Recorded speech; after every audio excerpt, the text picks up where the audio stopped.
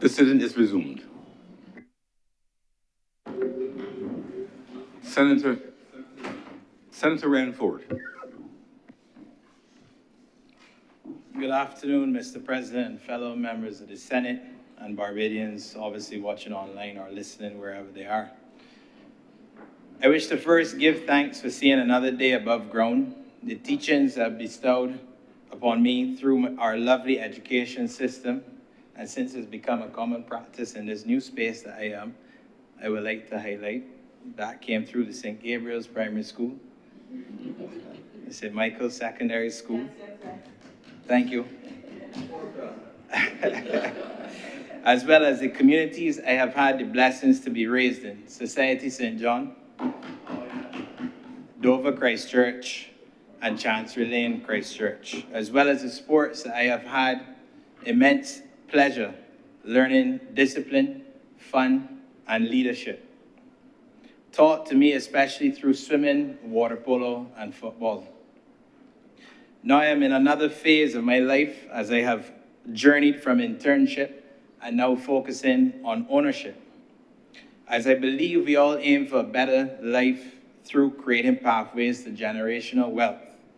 Wealth isn't always only financial, but knowledge, experience, and kindness of one's heart, of which you give back to your community and others. And I start with this preamble because I believe it is important that we look at where we have come from, where we are, and where we wish to go. Especially as I reviewed the estimates presentations on the appropriations bill, and I am often reminded by those before me, you were selected for your skill set. So speak to areas that you know, and don't try to be that guy who speaks to areas that they're not knowledgeable on. I also am very aware that it is common occurrence because we have a population of just over 275,000, that 99% of us probably have never been taught the contents of the Constitution, nor have an interest in learning it, nor do we understand civic duty. We have the loudest voices of negativity to the actions of a government or opposition, and the quietest voices of support in private towards driving our country and people forward. This also happens in the private sector, and I know this oh so well. I digress, as today is more about the appropriations bill than anything else, Mr. President. However, I feel as though the preamble is appropriate as we look at this bill, and in my case, I speak towards 4 main points today while addressing 1 or 2 other points raised yesterday in the chamber by some of our lovely senators.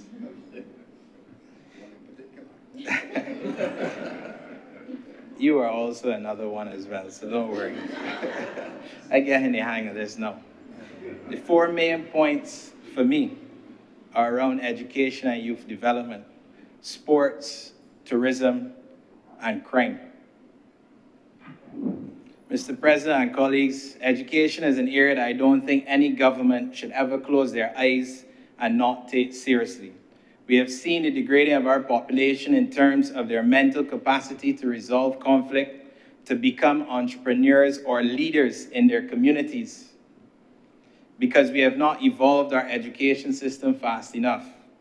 We are seeing efforts of the government of today to do such, and it is an area that has my interest, as this impacts other sectors and society in general. Education is one of the largest mentioned spend areas in the estimates in the budget. Of over 10 to 12% of the budget is reflecting a human capital development strategy aligned with digital transformation and workforce readiness. It's structured in a way of investment that is broken down around the core education for primary and secondary education systems, assisting with the private school system, as well as special education and at-risk youth institutions. Support for some of these institutions, such as UE, BCC, SJPP, TVET, as well as some of the transformation initiatives outlined. Schools Digital Technologies Program, Robotics Program, Skills for the Future initiative, and one that I speak often at our association, is language expansion, especially with Spanish and French. Strengths for me, reading this document, is future workforce competitiveness coming out of our education system. Having a balanced approach between academic and technical education, as well as the integration between innovation and economic diversification. However, just as there are positives, there are areas of concern. Mr. President, I do have a few areas to mention, as I will caution the government of today and any other future governments, that as we do with every dream and every plan, we must focus on the implementation capacity, technology adoption, teacher training, as well as potential mismatch between training and labor market demands. And I'm coming from the tourism industry, and I know this very well. As well as the high recurrent cost burden, especially with the maintenance and upgrades of our institutions, as we have seen time and time again, the challenges that are faced with reopening schools or having to close them. I live in a parish where 2 of our primary schools are now closed. Society Primary School, which I understand is under the Queen's Medical College, if I have the name correct, as well as St. John Primary School. And it's not to leave closed forever. We can do different things for people in the community there with those closed schools, like how we have plans for the convent with the Great and Seeley School. I'm highly recommended that as much as it is a need, we must pilot some areas in batches and then amp up through the years rather than try every idea at once and we don't hit the key targets as intended. Our country and our people must be enabled with opportunities to adapt to the changing demands of the workforce, the new digital skills that are required for the ever-evolving world, and also place a heavy emphasis on financial literacy, as that is the true gateway for generational wealth, and it should be a key focus for our long-term economic transformation. Touching on an area that I have spent over 30 years enjoying, sports. And it's always an area that is always going to be up for a lot of discussion, as many of us in the room would have had the opportunity to participate in sports, whether going as a supporter or athlete or coach at the National Stadium. And now we're seeing those efforts for not just that, but for other stadiums alike. Sport plays a strategic social and developmental role, particularly in youth engagement and national identity. Entities such as the National Sports Council, Sports Development Unit, the Kensington Oval Management, Inc., they have some strategic priorities ahead of them coming out from what I'm seeing in these estimates. Youth engagement and social development is crucial, as sport is a tool for crime prevention and community cohesion. And it is also a tool that can be used to impose discipline, structure, and desire. While we are on sport, we must also look on the infrastructure in order for them and those athletes to become a success. Looking at elite performance and infrastructure development, it also calls for the maintenance and management of national facilities. That will help support for the competitive nature of athletes as well as the sport in itself. And of course, there's always a lot of talk about diversifying from sun, sea, and sand. And I'll get to that a little bit later. But national branding, leveraging the sports for international visibility and tourism spillover. International visibility brings opportunities for the ones that are in the technical side, the ones that are coaching day to day, as well as the athletes that are trying to get off to college, semi-pro, or professional leagues. And the tourism spillover isn't just to come and lay on the beach or in the water. is to bring the competition that the athletes are not getting on a day-to-day here. I could wake up and train and play against the same people every day. Am I going to get that much better? So, Mr. President, sport is positioned less as an economic sector and more as a social stabilizer and developmental tool, particularly for youth engagement. However, with the investment listed in facilities, communities, and school programs, and as a country, we must use that opportunity to advance the development of Barbados' athletes and sports teams in a linked and structural direction. And as a past national athlete and national head coach, as well as playing sports overseas as far as North America and Europe, I am aware of what is needed to invest into the development of sport. I'm also aware of how behind we are as a destination that has a talented group of youth who right now are probably going to play and compete for the next 12 plus years straight before they stop chasing their sporting dreams. We're not blessed with unlimited resources, infrastructure, nor bodies, nor finances. However, we must chip away year on year with adding more infrastructure. And as we add more infrastructure, we must also invest into the development of our athletes, sporting discipline, professional development, and their mental psyche. You don't just get up one day and win. There are future Ronaldos, Messis, Bolts, Biles, Serenas, Phelps, etc. in this world in terms of raw talent, but it needs grooming and spoiled with competition, training, and psychological development. Without boring the floor on how to develop an athlete, as I'm not sure many know how to do such, but I'm sure they will speak about sports in some way or another. I wish to speak towards how far a good dollar being spent on our young people through areas of sport will help guide our beautiful destination into a positive direction, just like that with the arts and technology. And according to the estimates, Mr. President, the Ministry of Sports and Community Empowerment lists 2 key points within their strategic goals listings. And I will quote them directly from the appropriations estimates that would have been listed. To facilitate access to opportunities and services from both governmental and non-governmental agencies for young people and youth and community organizations.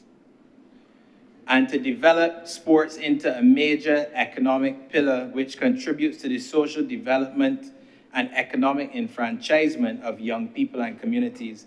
These are the 2 strongest points that government should be held accountable year on year for, more so than any other when we speak to sports.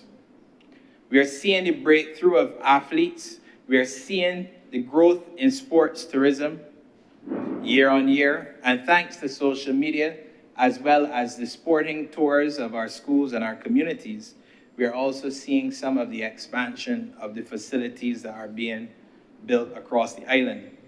Galvanizing our communities and young people on a better path of opportunity is where I am more interested.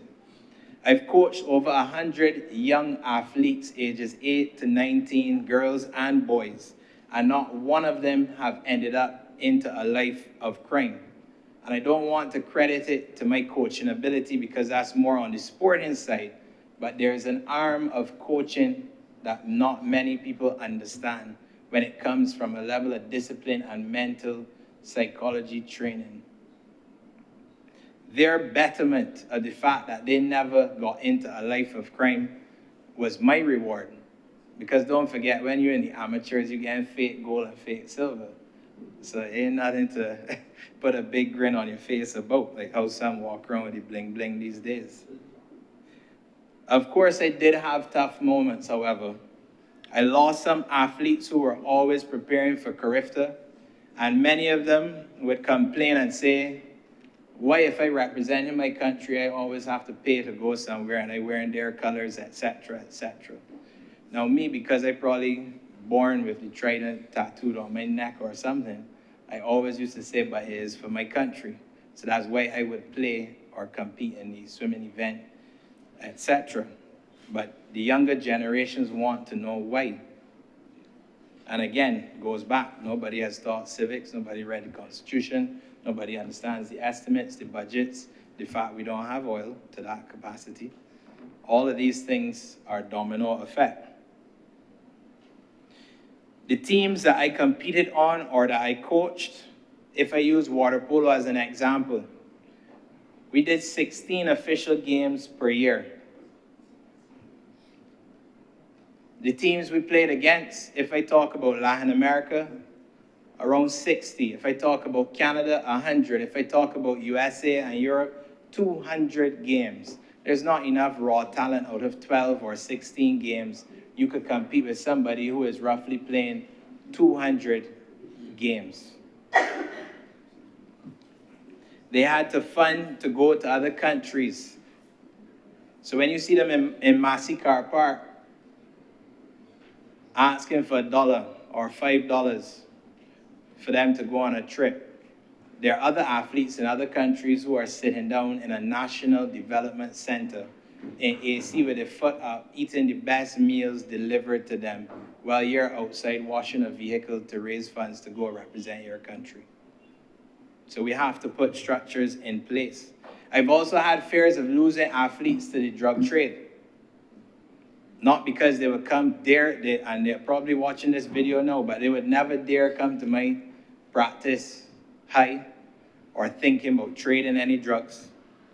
But the allure of money, guns, girls, trips, and high use of drugs among young people, especially our athletes, is worrying in society, especially when I open the newspaper or I'm in my football group chats, and I can see young, talented footballers that are being sent up on remand, or cricketers, or whatever sport it is. The fact is, they're an athlete that we need to hold together and groom. I've also had athletes who have thought about committing suicide, and that is a reality.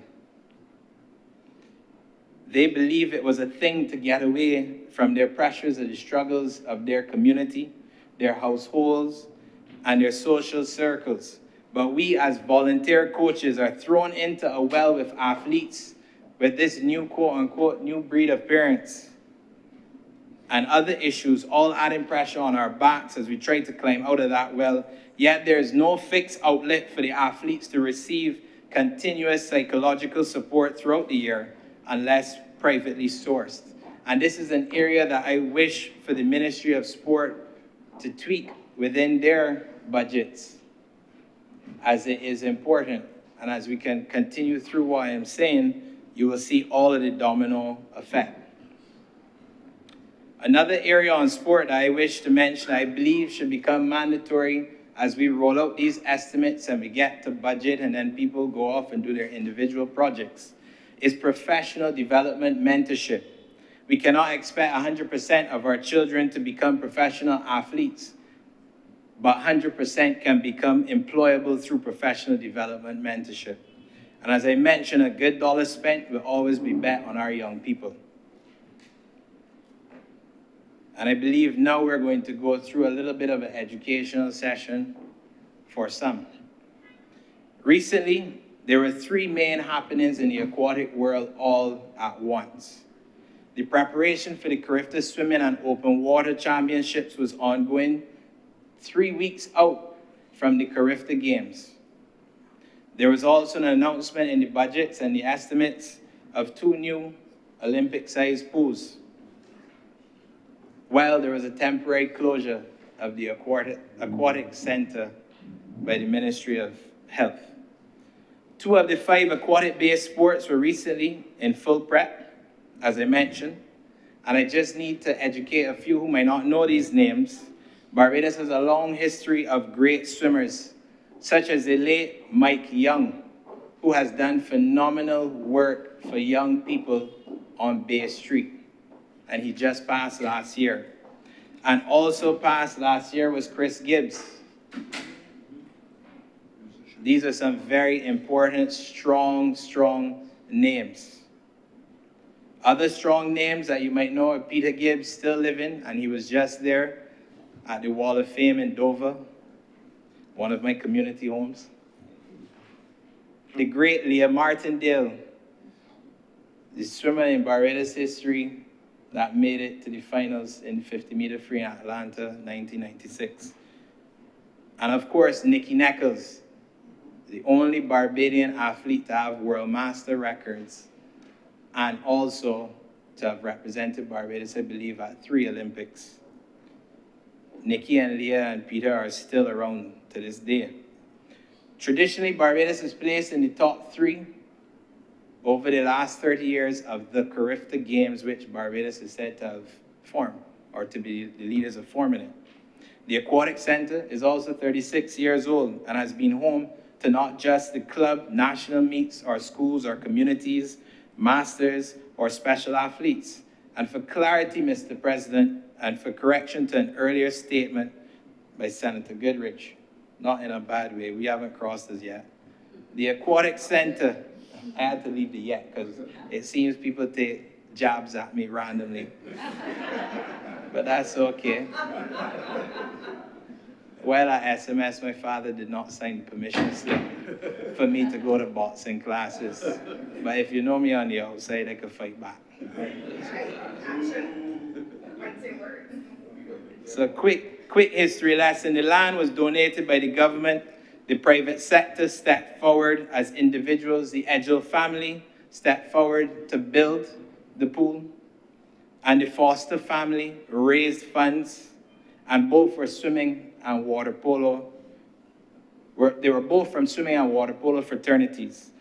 And they built the pool at cost and handed it over to the Barbados Aquatic Sports Association to own and manage. At that time, it was called the Barbados Amateur Swimming Association. And it was actually myself who fought as a coach and as an athlete with the then association to acknowledge that this pool must be used for more than just swimming, and it cannot be just Barbados Amateur Swimming Association, because the young people of Barbados have an opportunity across all aquatics.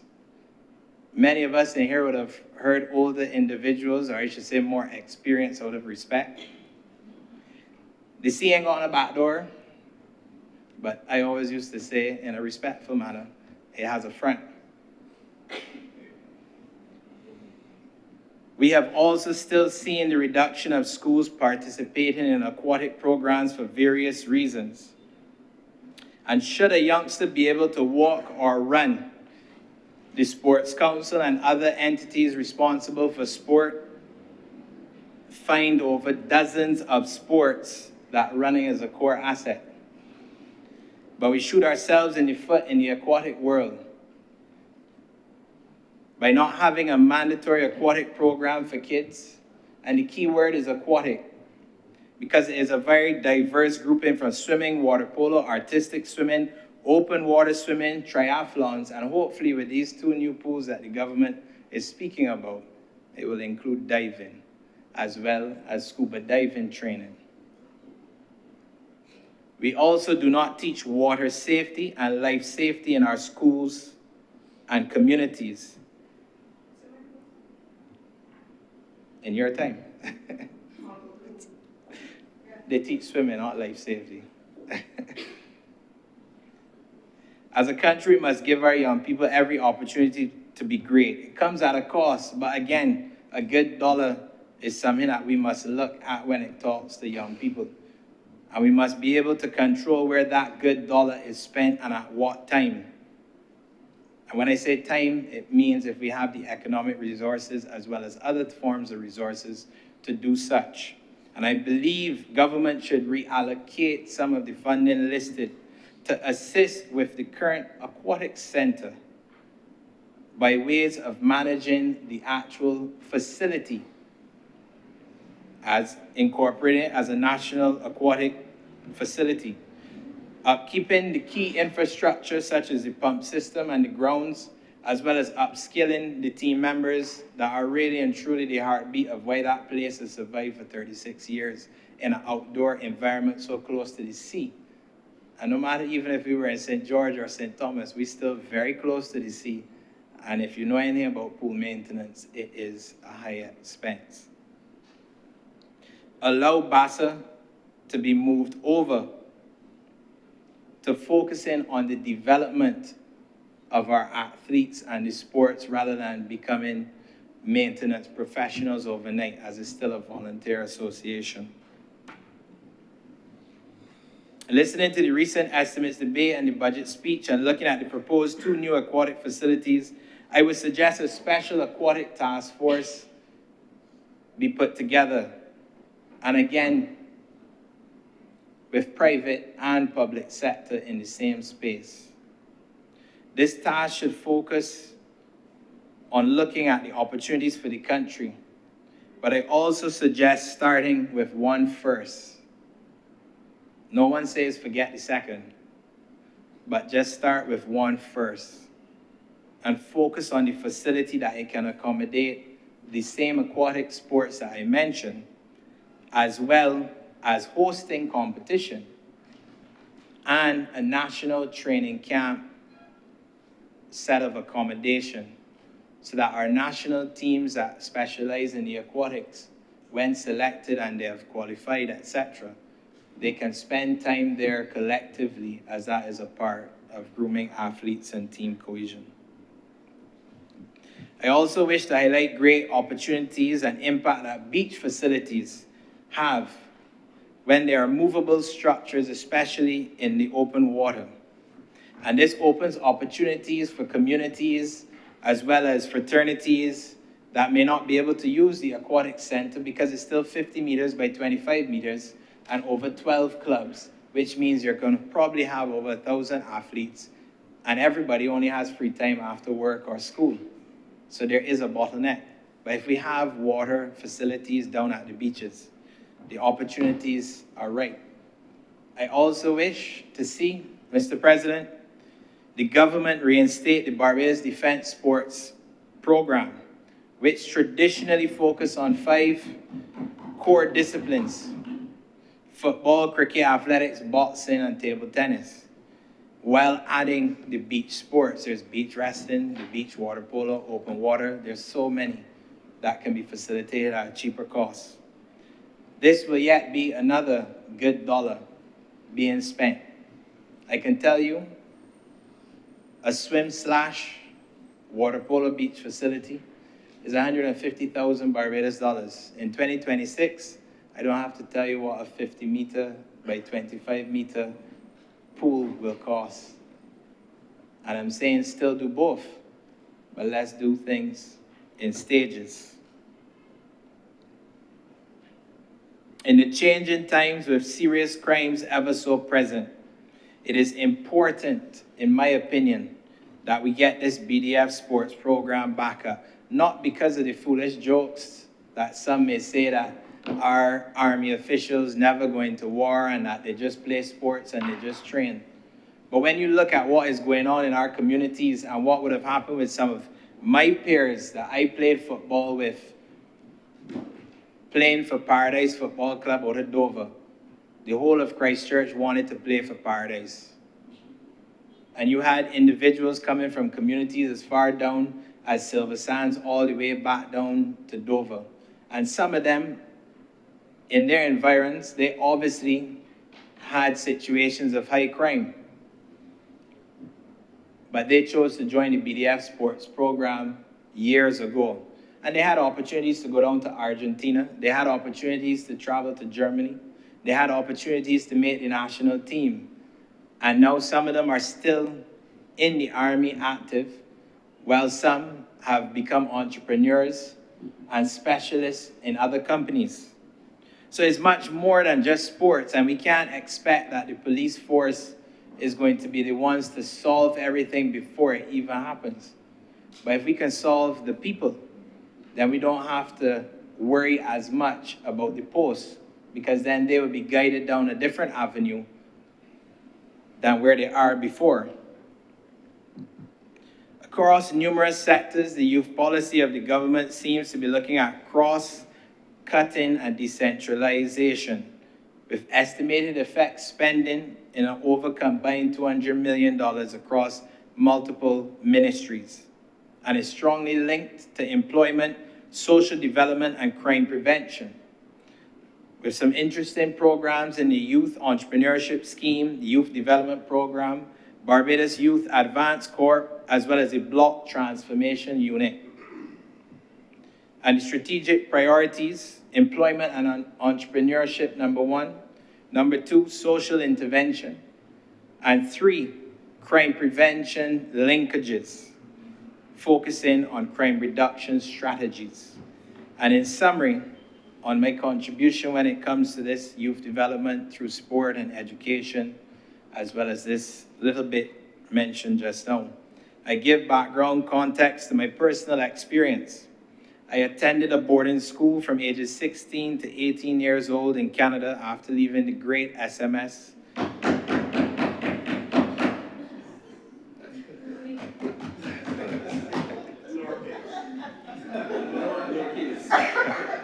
Normally you hear about some other schools, but in more recent times, those schools aren't talked about so much anymore.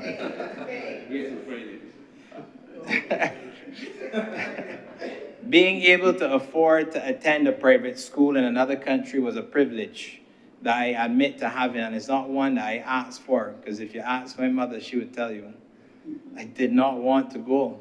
I wanted to stay here and play football for Paradise, play water polo with the same fellas here, and travel the Caribbean, and I wanted to go to Club Extreme and many other parties in the culture, including Honourable Pot, but we will get back to that.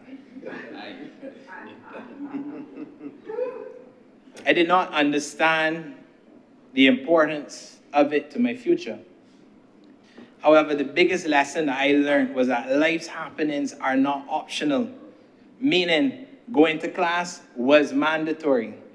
Participating in a give back program was mandatory. Participating in multiple sports was mandatory. Learning cross-cultural management was mandatory. For all 3 terms, we were asked to play different sports, and each term you also had to do, and that was for 4 days, and each term you had 2 days of give back. And the sports were rotated as well as the give back activities, so don't think you were doing one thing and getting comfortable. And in term 3, we had to do the cadet corps, and if any teacher at SMS heard me say that, they would laugh, because I for sure was not doing the cadets here. But if I could switch the 2, I would have preferred to do cadets here than in Canada. And if I compare the Barbadian environment to that of the Canadian environment, with multiple cultures in attendance, I would say that Barbadians were more mature in various areas.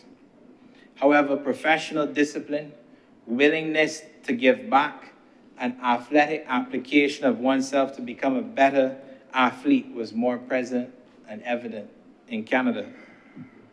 None of my peers from those 2 years during my time in Canada ended up into the life of crime. It could be from their families, it could be from the air, as some people like to use in a joking way. But it really and truly was because of the structure and how we structure our education system, and we evolve it now in 2026. Not saying Canada is a perfect example, because they have some issues themselves. But we could take a little bit from there. We could take a little bit from Spain and from everywhere else and customize it, especially as we do our new constitution and we roll out where education is going with Minister Blackman. There are opportunities for a structured development plan for our young people. And there are too many days of freedom of option right now when they go home. The days of numerous playing outside, flying kites, playing our national sport of cricket in the driveway or on the grass or in somebody else's driveway and breaking a window by accident and saying sorry. And anywhere and everywhere pitching marbles or playing hopscotch. All of that has passed. Huh? I went to private school. Of course I play hopscotch. Champion. Just because you only win sack race don't mean anything.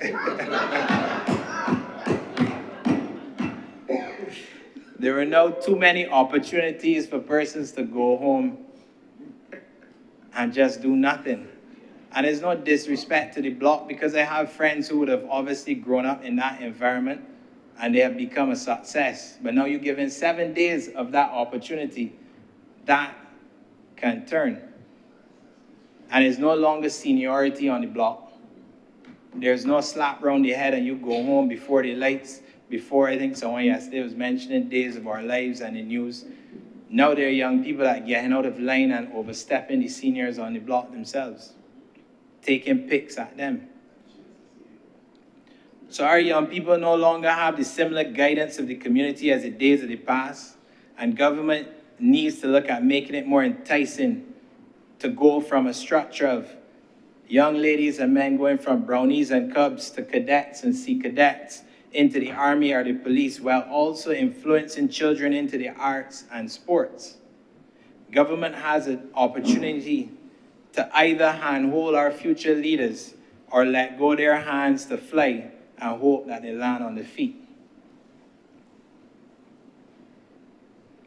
Now we turn our attention to the country's main economic driver. And I think that is why the president called me that Sunday to ask me about participating as an independent senator, to speak towards areas that you specialize in and not speak to areas that you're not knowledgeable on. But it seems not everyone got the same call.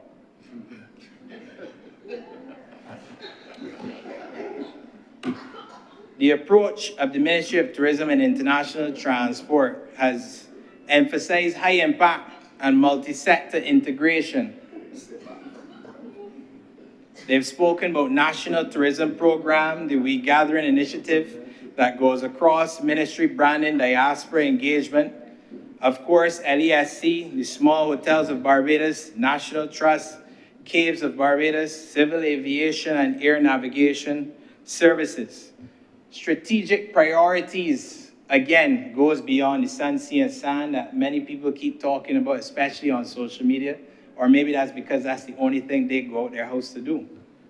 Focus on heritage, ecotourism, and cultural tourism, integration with national events and festivals, the air and maritime access, investment in aviation regulation and infrastructure, as well as people that work in the aviation and the cruise sector. As we would have seen, there were challenges recently,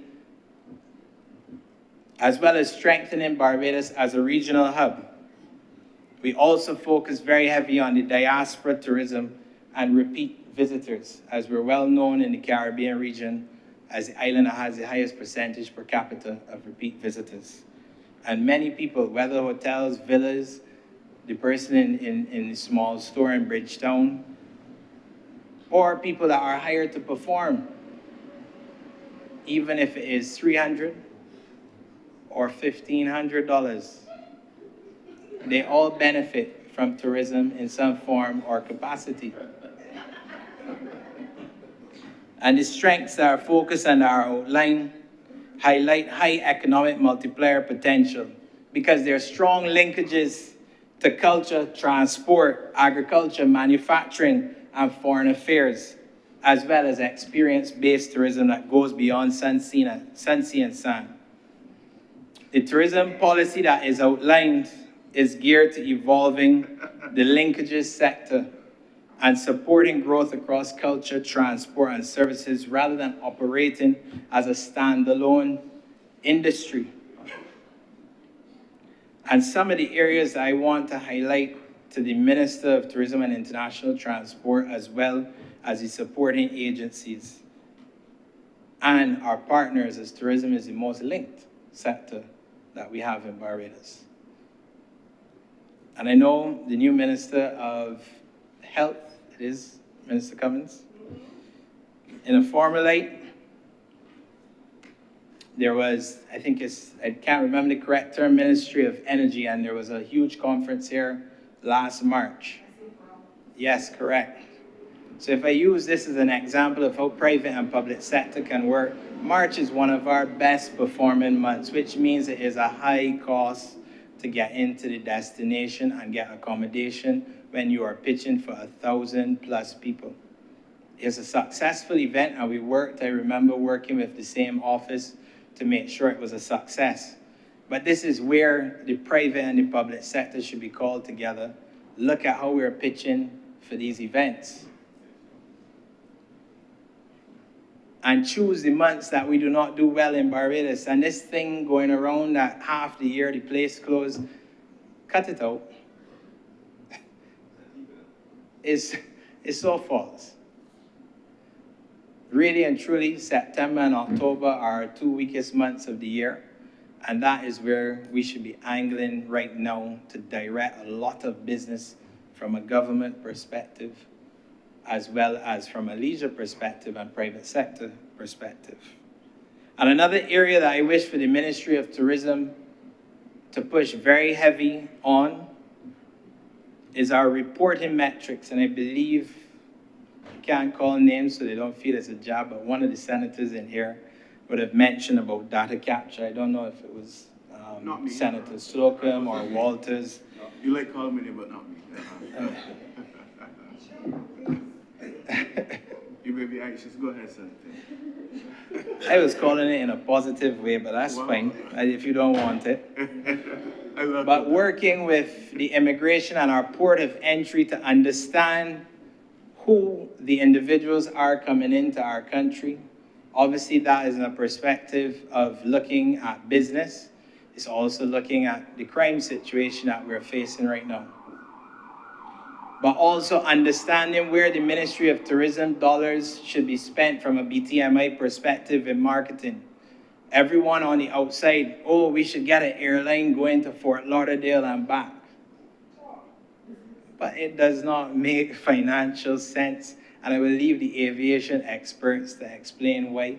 And is it that Miami is a transit hub, or people coming from the surrounding areas of Miami? Or is it coming out of Atlanta or Dallas or wherever? If you don't have that correct analysis, our competitors in the region, and I can openly say Aruba, Curacao, Dominican Republic, Antigua, all have better immigration platforms that the next morning we know where people are staying on island, which helps us with our security from a crime perspective. It also helps us understand our utilities build out. If more people are staying on a specific coast versus another, and also what cities for us to spend our money in marketing, because more people are coming from that hub, even if they're flying from a nearby connecting hub. We also must look at how tourism can invest into another data platform for major festivals and events. Too many times we hear, this festival had less numbers, this festival had that. Where is the true data? I had the opportunity to sit in the Cricket World Cup planning as a representative from the Barbados Hotel and Tourism Association. And the data that the ladies and gentlemen put on the screen in that room, there's nothing political between government and opposition that should be spoken about when investing in the level of infrastructure that was built across 3 World Cups. And I believe it might have been both opposition and government at different times. So just know it was the government of the day of Barbados, had nothing to do with a specific government. But the general public doesn't see that, and when they see it, because it's positive, we rather spend time talking about the negatives and taking attacks at each other, rather than us saying, whoa, that domino effect is actually important. Not to say you can't sharpen your pencils, because sometimes there's some spend that obviously is not needed as well. And that is where we need to start putting parties aside, the partisan side or representative side, and think country. So these kind of data capture platforms, I would love for the ministry to look into. That gives you real-time analytics to help us make smarter decisions with that good dollar. And as I've stated publicly before, one of 3 sectors that touches on every corner of society, directly or indirectly, is tourism. And unfortunately, in some spaces, persons use the few negative occurrences in the industry or the calculated economic decisions by a government to influence reinvestment, expansion, and diversification to cry down the main economic driver of this country that supports education, transportation, and many utilities. If you don't know and you don't understand, just say so. I don't know nothing about health. I'm not going to stand out here and talk about QEH. I'll leave that to the good doctor and the minister. It is almost as if we did not learn about what happened to the sugar industry or others before. When government announces tourism expansion, it is because of three main reasons: employment and economic diversification through linkages of the sector, as well as revenue through VAT and levies. Government only owns 2 hotels, I believe, 0 villas, unless Senator Andrew tells me that he's aware of government owning any other villas.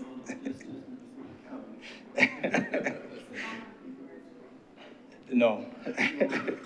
0 restaurants, 0 airlines, 0 tour companies. And majority of the headlines speak to new airlift and a new hotel, both of which isn't the direct investment of a government. And I don't need a personal survey, nor go on a vigilante terrain on another sector to test the waters of how many people in here have diversified their knowledge and understanding of our own local sector that help pay for all of our education, and in some cases our transportation, and our health services, and our utilities. And the key word is help. I'm not saying tourism pays for all, but that is the mindset that we all have to have when we're thinking about a better Barbados, is every sector has to help each other in some form or fashion. And tourism does a lot of heavy lifting. We're not complaining, we're educating. We ask foreigners to go out and enjoy our beautiful island, as well as returning nationals to come home and invest and make lasting relationships with our lovely team members. But even in this room alone, Mr. President, many have not seen the upgraded tour offerings at the Barbados Museum or Harrison's Cave Eco-Adventure Park since they were in primary school.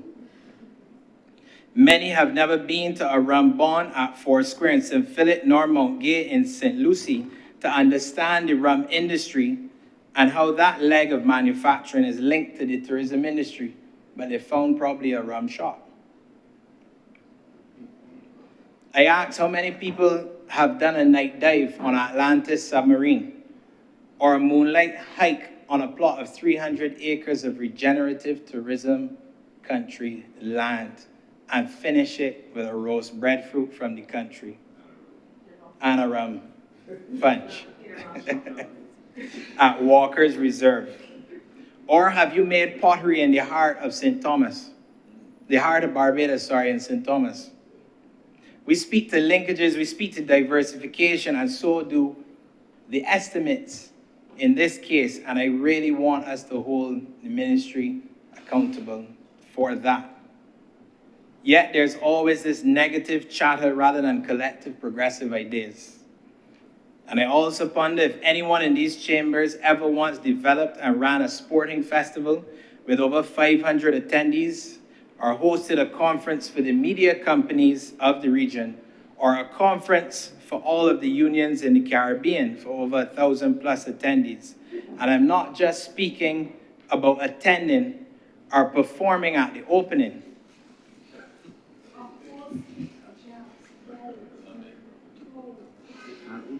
I'm speaking about putting a bid document together and compiling all of the partners and suppliers to make this event a success and not a disgrace to our island. Have we ever stopped to wonder how little work transportation providers, audiovisual providers, small farmers all got during the pandemic? The boutiques, all of the fashion stores, the salons, everywhere to step out hot. even the ones selling out of their car on social media, close. The drop off of business due to the disruption of the tourism industry, which also includes events and festivals. Do we understand the wellness tourism segment of tourism is an area that you also see more expenditure than that of a leisure tourist?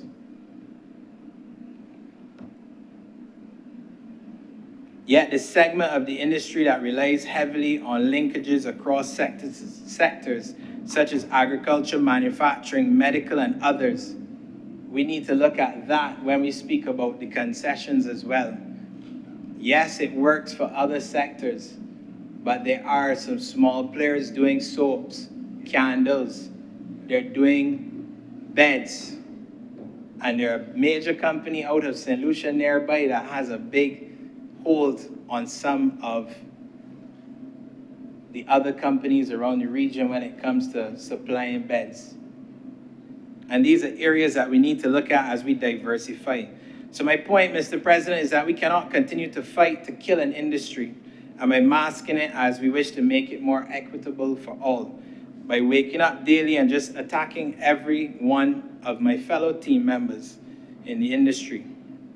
Persons may think that they are brought here to interpret one piece of governance with the appropriation bill being that lone piece we are asked to review. Yet the outside world must turn on their radios and television sets to hear appointed individuals belittle a sector they wake up, love, and enjoy. For what, Mr. President? A headline? Attention? I digress. Why are we not creating an enabling society where we address issues collectively and not aggressively? We expect more from our young people, but we don't set the most appropriate example in this room, nor the next room. And we've seen it time and time again replayed on social media, or when the political campaigns come and you want to pick back up something that was said before. We should be guiding them from internship to ownership, not viewership.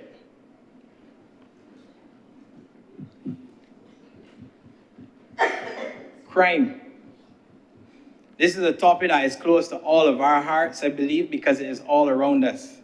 And I am no lawyer, nor am I in any of our security forces. I, however, have a similar fright of many of us Barbadians, as I am generally scared.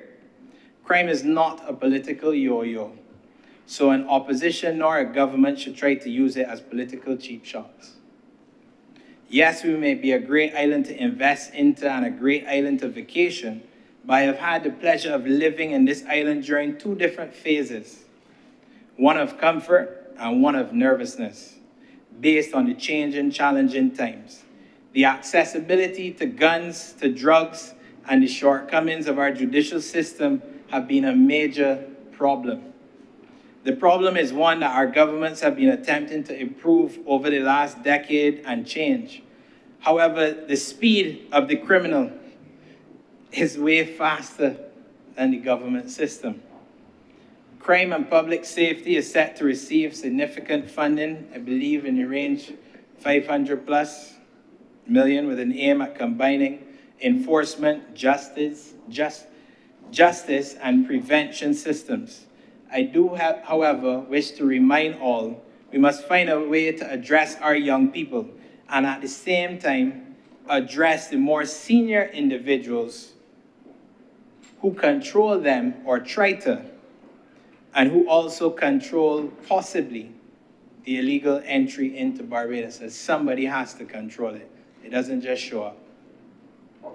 And as I said, I'm scared for myself, but so are our communities and our businesses, and I can say that for tourism as well. Surviving the COVID-19 to then face crime, at least one of them we can try to control.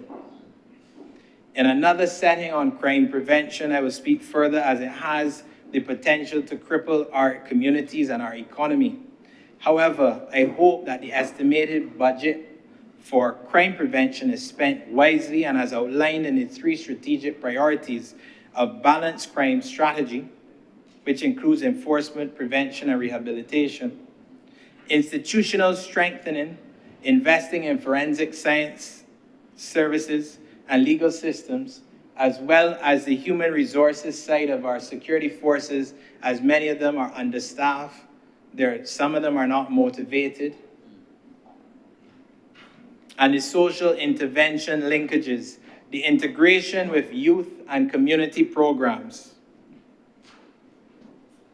And finally, and as I close, I have broken down the 4 key areas of interest that I spoke to.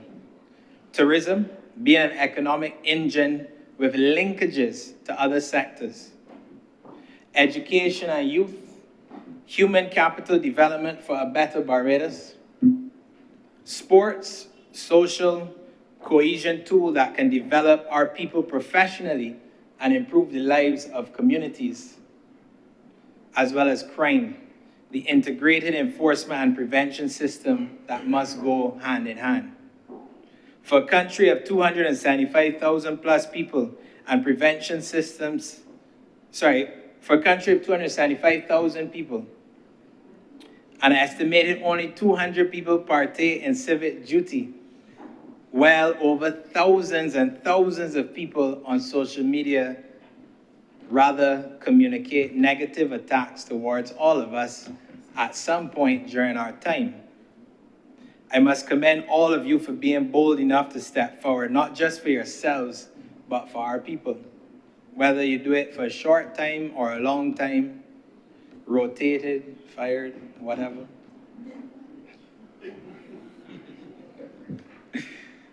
Mr. President, like tourism, I must also defend the cultural industry before I go, while asking for it to do more in the same breath. My colleagues have highlighted that we are approaching the 60th year of independence, and there are some areas within the estimates, the appropriation bill, and that were spoken about in the budget. I don't need to go over all, nor will I belittle one company on the floor of the Senate out of respect. Friends of all satellites in that. I will, however, ask the minister responsible for our cultural industries to please look in to how Barbados can evolve its national festivals, how it can give better assistance to artists and promoters in terms of infrastructure, the locations that government have invested in and operate, as well as timely payments. And this isn't only just for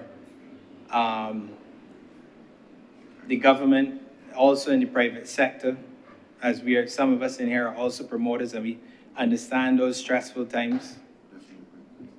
And also, how can we evolve our main festival, Crop Over?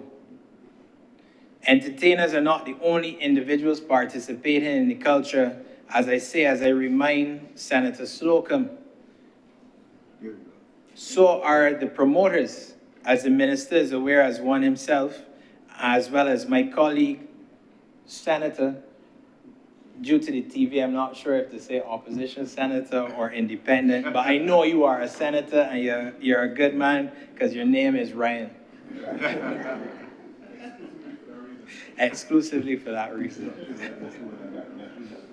If we wish to increase spend and opportunities for the entertainers, the taxis, the stores, the boutiques, the hotels, the restaurants, etc., and for our government's revenue growth through tax returns, as well as investment and lower unemployment numbers, then we must sit down as private and public sector and look at ways to improve Crop Over and other festivals. It can't be give 10 ideas and one is accepted. It's give 10 ideas, maybe 2, 3 are accepted, 2 or 3 are put for a later time, and some are obviously put out and some are substituted in. For a country turning 60 in November, I wish to see announcements that shall shake the world about crop over 2027 a year in advance. Senator Slocum and Senator Walters raised their concerns for which some I agree with and some I do not agree with, while I also openly say to them, as well as the unions, as I've said before, you have my number. You don't always need an audience to perform. One can work collectively to address and improve where improvements are needed and give a standing ovation when it is due. Theater is for entertainment, while true advocacy is for our people. With that, Mr. President, I close.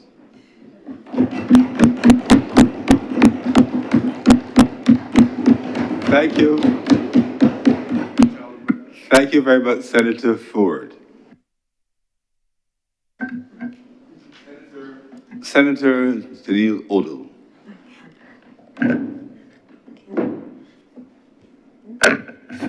Thank you very much, Mr. President, and good afternoon to you, and good afternoon to all my colleagues and everyone watching online.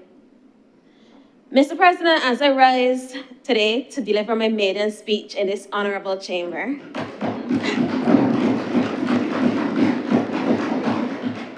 I wish to first thank the Honourable Prime Minister for having the confidence in me and giving me this opportunity to represent and to serve in this chamber, Mr. President. I must also acknowledge my family, because without them, I wouldn't be here. My father, who always sits quietly in the background and ready to lend advice whenever I'm feeling overwhelmed. My brother, who's always willing to help, especially when I need help with accessing documents that are not always accessible to me. And of course, my mother, who has always been tearing down barriers with her bare hands for as long as I could remember.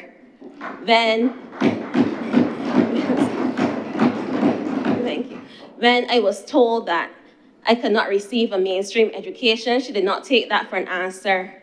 When I was at Combermere, she was seeing a mile ahead and was already preparing for me to be an attorney. And even now, as I stand here delivering this speech, she's at home listening and making preparations for me to be her next MP.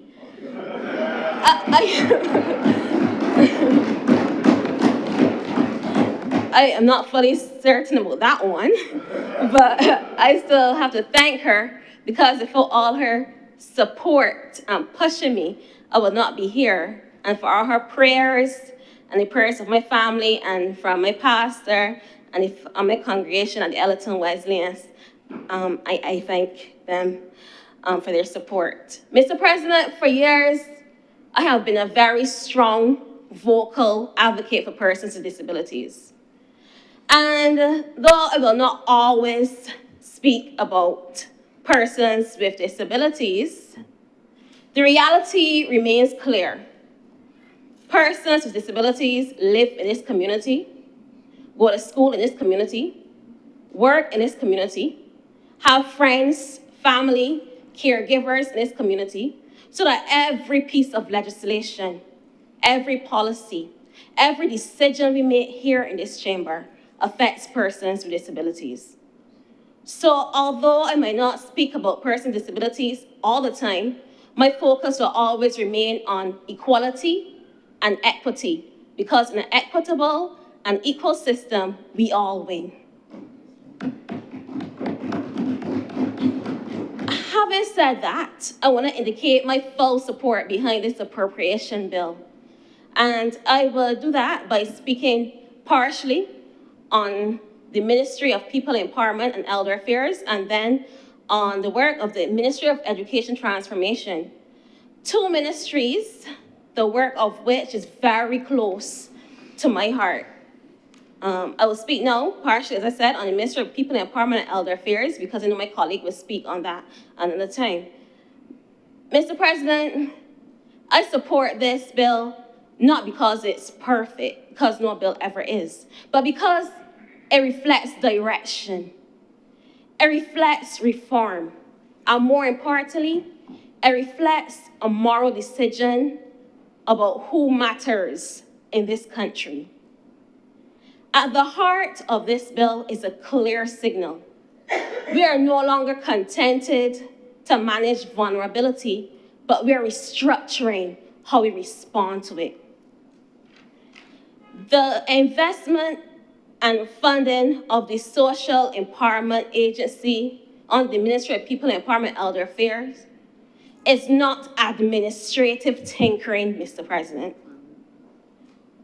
It is structural reform, and it builds upon the wider shift that this government has already been making to move from fragmented services to more coordinated, people-centered systems.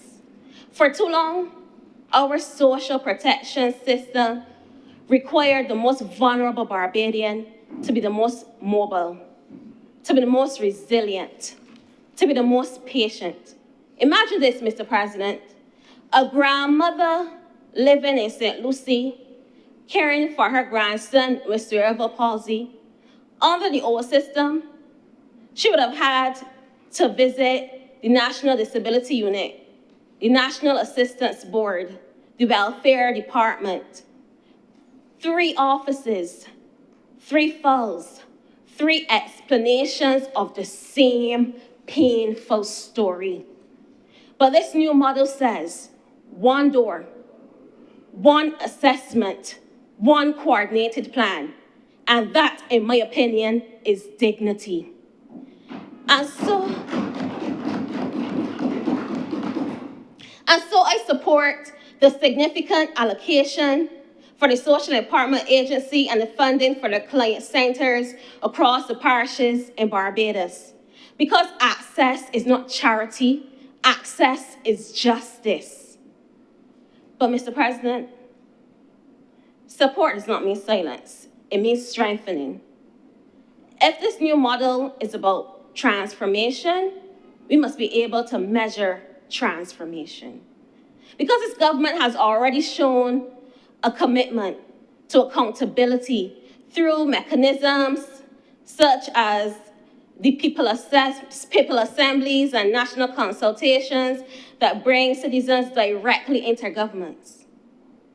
And I'm sure we'll go even further. But we must be able to say next year, for example, how many families exited long-term dependency? How many individuals moved into employment?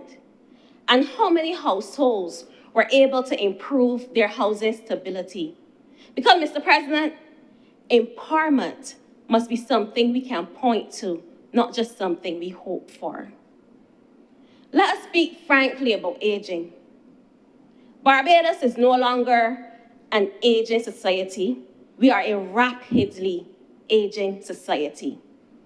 25% of our population is over the age of 60. And by 2050, half of our people will be over the age of 65.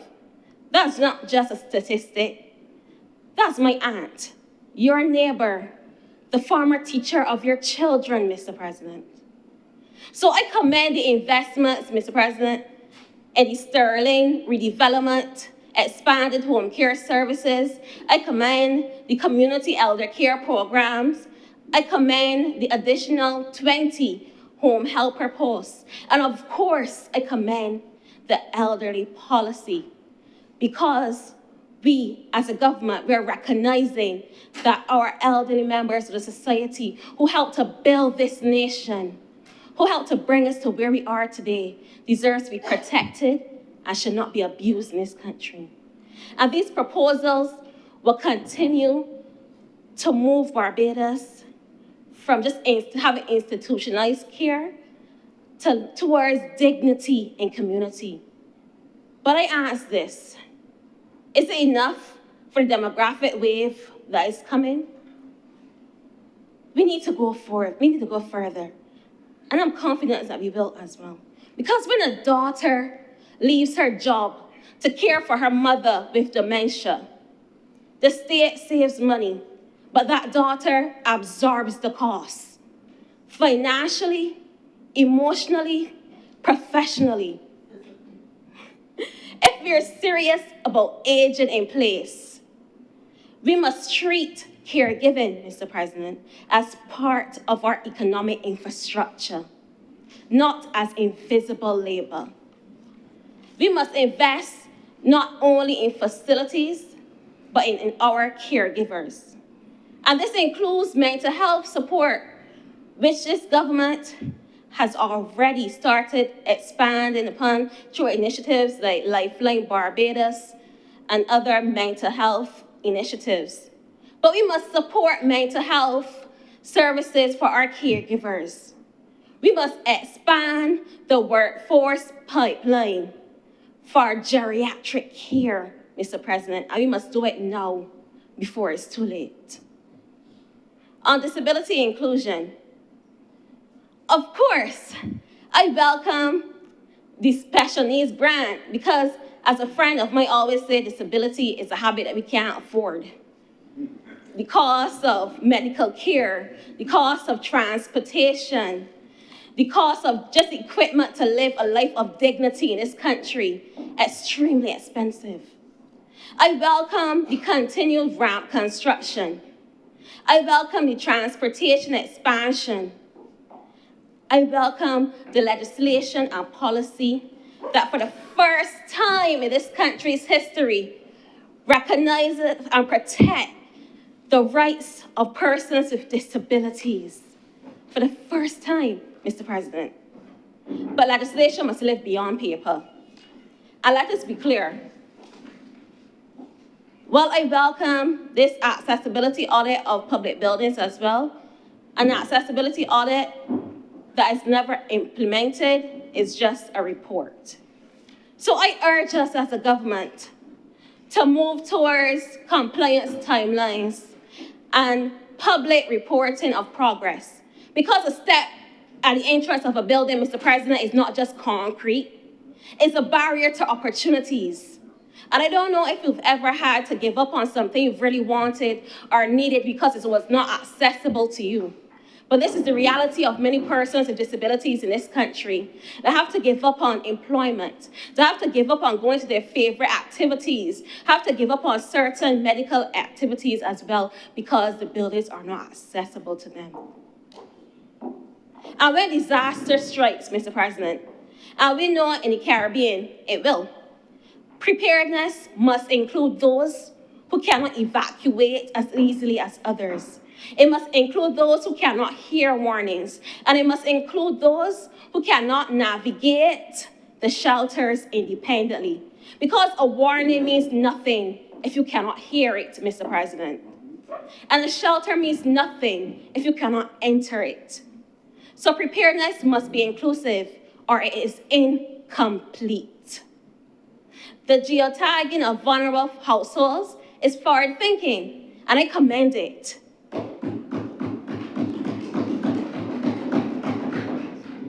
But we must also ensure disability responsive drills and fully accessible shelters. Mr. President, social protection cannot exist in isolation from economic opportunity. And this government has taken steps to expand access through job creation initiatives, skills training, and digital transformation that opens new pathways for participation in the economy. But we must ensure that persons with disabilities, their caregivers, and other vulnerable groups are not at the margins of that transformation. Mr. President, too many caregivers are unable to work because there's not enough support at home for their relatives with disabilities.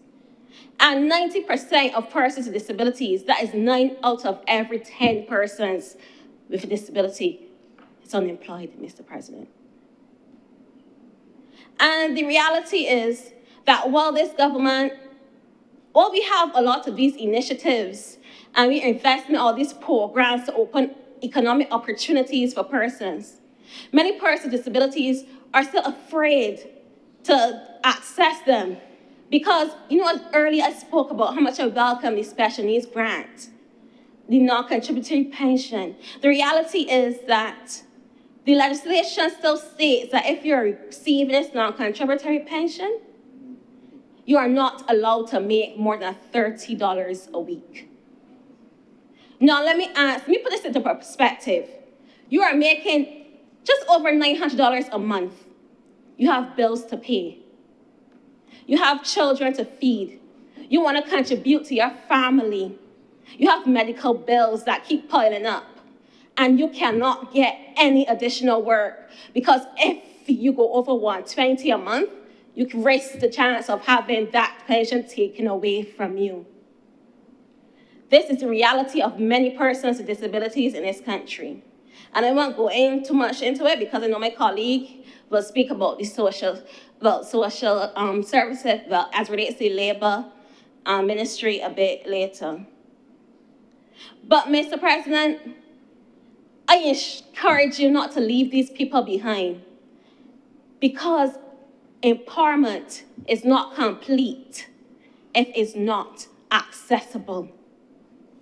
And these people, we, Mr. President, also have a contribution to make to this country. So, Mr. President, I support this proposed allocation to the Ministry of People and of Empowerment and Elder Affairs because it seeks to modernize our social protection architecture. But the true measure of this estimate, of this bill is, Mr. President, it will not be in how much we allocate, but it will be whether an elderly man can age without fear of neglect. It will be whether a person with disability can enter a public place independently. This estimate, Mr. President, is just numbers on paper. But social policy is lived in the QEH hospital wards. It's lived in the courtroom. Social policy is lived in the houses around this island. So while we might just allocate resources, Mr. President, let's ensure that we also deliver dignity. I would like now, Mr. President, to turn to the Ministry of Education Transformation. This request reflects not mere expenditure, but is an investment in human capital. If we are serious about achieving the missions outlined in Declaration of Mission Barbados, Mr. President, then education cannot be treated as a cost center. It must be treated as infrastructure. Mr. President, we will never say that roads are too expensive because without roads, nothing moves, nothing travels. And education is the road on which every child's future travel, and I dare say the future of this country. SDG 4 demands inclusive, equitable, quality education, and quality begins at the foundation.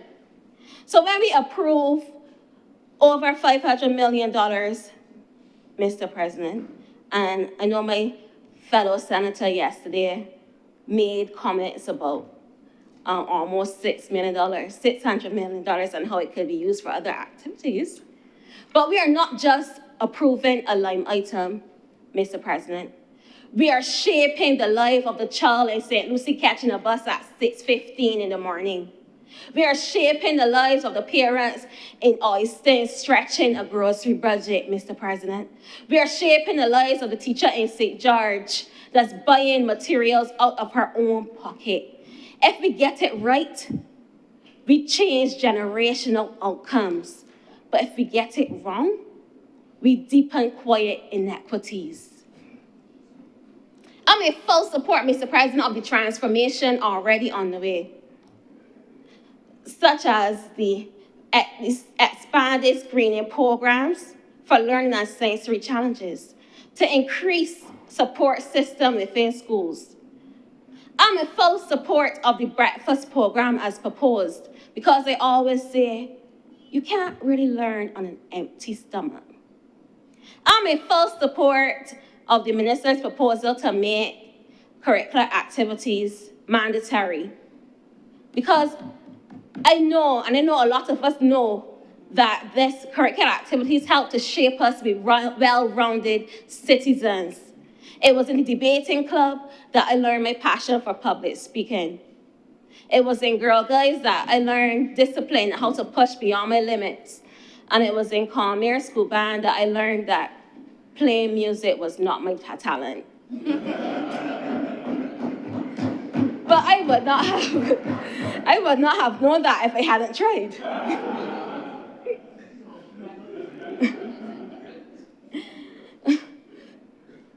But Mr. President, as it relates to literacy and numeracy, we cannot celebrate strong K passes while ignoring primary literacy gaps. Let me make this simple. If a child in class 2 struggles to read the instructions on a mathematics test, the issue is not intelligence. The issue is access. That child may sit in a classroom, nod politely, take the instructions off the board, and still be falling behind silently. By the time we notice in secondary school, we will not have to fix a small crack. We will have to rebuild a whole foundation. So I'm in full support of the expansion of structured literacy, and of course, the proposal to strengthen numeracy training. But I will recommend that we also publicly track numeracy at age 7, the same way we track tourism arrivals or the GPD growth, Mr. President.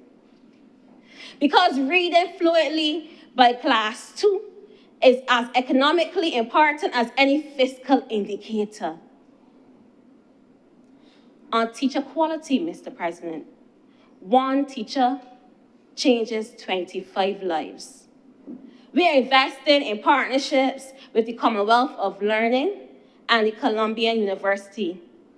That's commendable. But here's the reality. Every single Barbadian adult can point to one teacher who changed their entire trajectory. One teacher.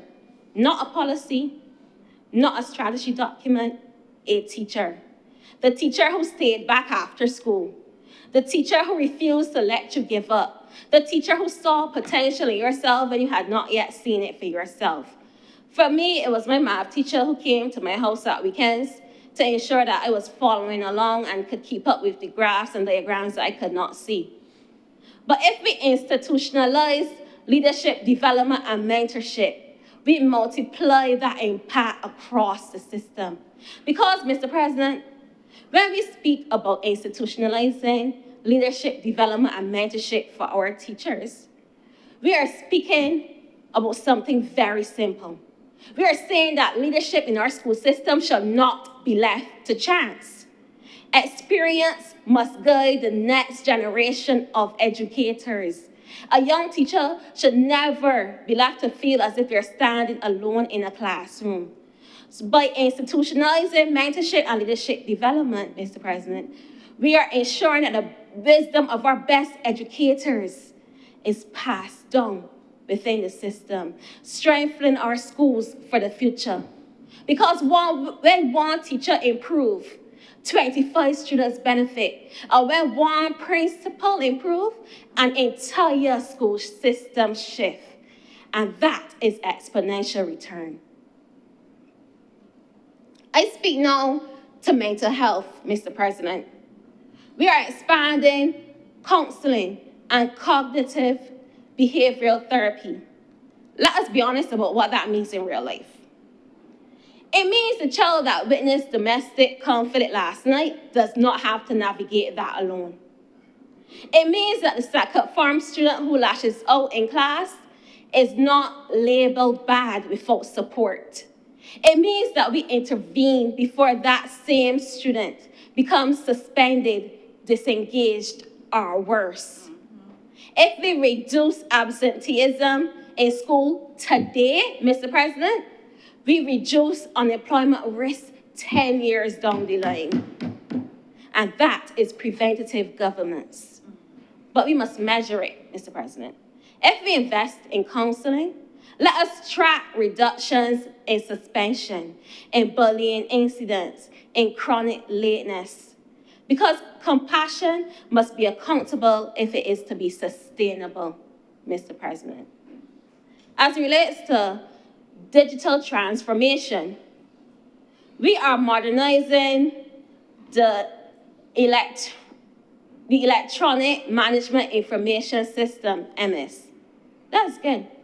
But data cannot sit in a server like unused textbooks in a cupboard. If attendance drops sharply in a school in the north, Mr. President, what is the intervention timeline? If literacy scores fall within a particular area, who responds and how quickly? Because digitization without response is decoration, but digitization with intervention is transformation. Mr. President, let's now talk about what, in my opinion, is the smartest investment: early childhood. The expansion of access for 3 to 5-year-olds is one of the most commendable investments, one of the most commendable decisions of this whole bill, Mr. President.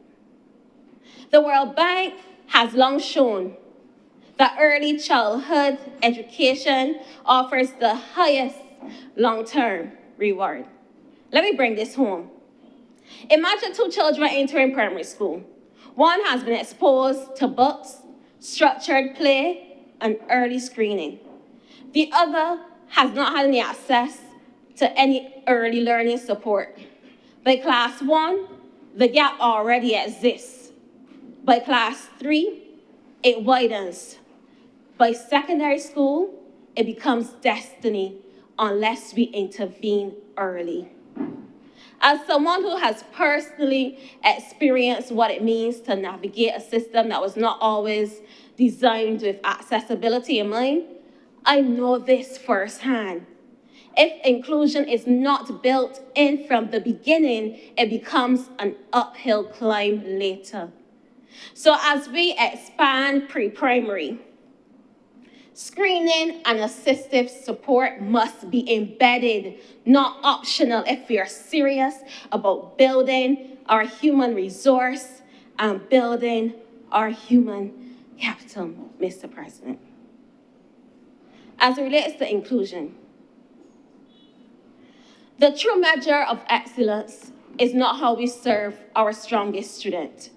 It is how we support the child who learns differently, the student who needs a teacher aid, the student who needs assistive technology, the student who needs instruction presented in a different format. And yes, Mr. President, this includes children with disabilities who might need additional support.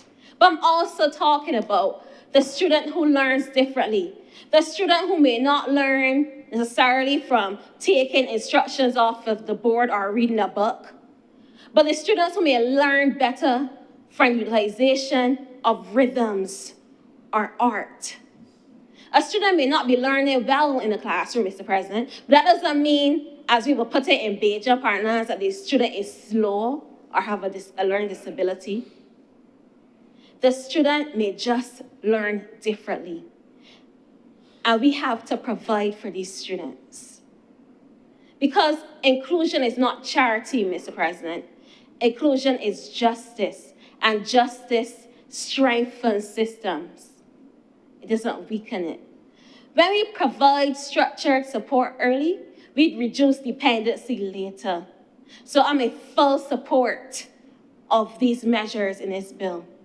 Mr. President, I want to take a moment now to address the grooming policy as was raised by my fellow Senator, Senator Walters, yesterday. He alluded to the fact, Mr. President, that it seems to be a free-for-all, or that they're just taking it as a free-for-all. But, Mr. President, it's not a free-for-all. It is a framework. And embedded in that framework, Mr. President, is order, clarity, and accountability. Accountability because, Mr. President, this framework, the grooming policy, clearly outlines the standards that must be met, the guidelines that students must follow, what is acceptable and what is not. The schools, Mr. President, the principal, the teachers, and school leaders are responsible for investigating any breaches of the policy and enforcing it, providing any sanctions as necessary. And as a lawyer, Mr. President, I know that a good policy is one that is not entirely rigid and one that is not entirely permissive either. And this policy, while outlining standards, it also recognizes that students are not a clone of each other, and their students have their own individuality. But Mr. President, with any right, with any privilege, with any opportunity, there is a responsibility. A responsibility for parents, Mr. President. A responsibility for students, Mr. President, to ensure that these students fall between the guidelines. I don't know if my fellow senator has any children, but I know that when I was going to school, at Combamere, I ain't getting into that. I ain't getting into that one. But I know that when I was going to school at Combamere, I might have a little red in my hair now, but I couldn't leave my mother's house with no red in my hair. Because my father is very quiet. He would just say, you know, the school got rules. My mother would say, you are a child, take your child's place. So we as parents, Mr. President, we as teachers, we as parents, as aunties, as uncles, we have a responsibility to ensure that our children follow the guidelines. And we also have responsibilities to respect the schools, Mr. President. If we do not agree with a decision a school has made, we have a responsibility to take the right steps to address it, Mr. President. And I know that the Ministry of Education Transformation is in the process of releasing videos and other forms of communication via the radio and social media to ensure that we all are clear with what these guidelines are. And I urge every one of us to read them, follow them, and be our children's keepers. Finally, Mr. President, I would like to address infrastructure. We are investing in climate resilient structures from schools to national infrastructure. Because resilience is no longer optional in a climate vulnerable Caribbean state. But infrastructure must also reflect dignity. Because classroom is not just a building, it is a message. A leaky roof during rainy season can distract learning. Broken fans in the September heat, and we know how hot the September could be, can reduce focus. And insufficient sanitation supplies undermine dignity. And this, Mr. President, is why our government now is ensuring that construction occurs at our schools year-round and not just in the summer. Because our children interpret environment as dignity. A well-maintained classroom says, you matter. And that message, Mr. President, affects performance more than we often admit it. So now I would suggest, Mr. President, that we also incentivize our students to keep our surroundings clean. I spoke to my father about this. A couple of days ago, we were having a conversation. My father is a retired teacher. And when I brought up my opinion as it relates to incentivizing children to keep surroundings clean, my father believed that the only incentive children need to keep their surroundings clean is to know that they wouldn't be flogged. Because they should be flogged if they don't. The reality is, Mr. President, we have students today still putting the garbage in the desk pockets We have students dropping the garbage all over the place, Mr. President, and they're surprised when they see rat droppings. And they won't keep noise. Exactly. But we need, Mr. President, to show our students that cleanliness is next to godliness and that there are benefits to keeping their surroundings clean. A child, depending on their age and development, may not understand automatically the benefits, the health benefits to keeping their surroundings clean, but that child may understand that they're getting additional grades for their cleanup efforts. Or they may understand at the end of the term when their cleanup efforts earn them recognition or an award. As I close, Mr. President,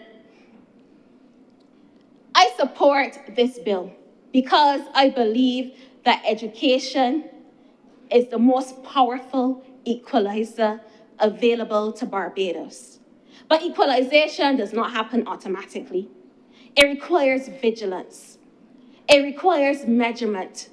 It requires courage to adjust when something is not working correctly. A child entering nursery in 2026, Mr. President, will graduate into Barbados in 2041.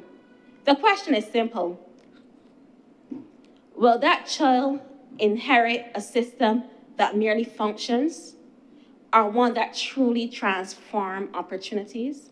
That is the weight of this debate, Mr. President. And that is why I support these measures, Mr. President, with conviction and with responsibility. Because transformation is not measured by the amount of initiatives launched. It's measured by the amount of children whose life trajectories change. Whose life trajectories change. It's measured by how we care for those who helped to build this country. It is measured by how we allow every single citizen to contribute to this island. Because at the end of the day, Mr. President, Barbados will not be judged based on the promises we make. We will be judged according to who we choose to empower, who we choose to protect, and most importantly, who we choose not to leave behind. And with that, Mr. President, I'm obliged.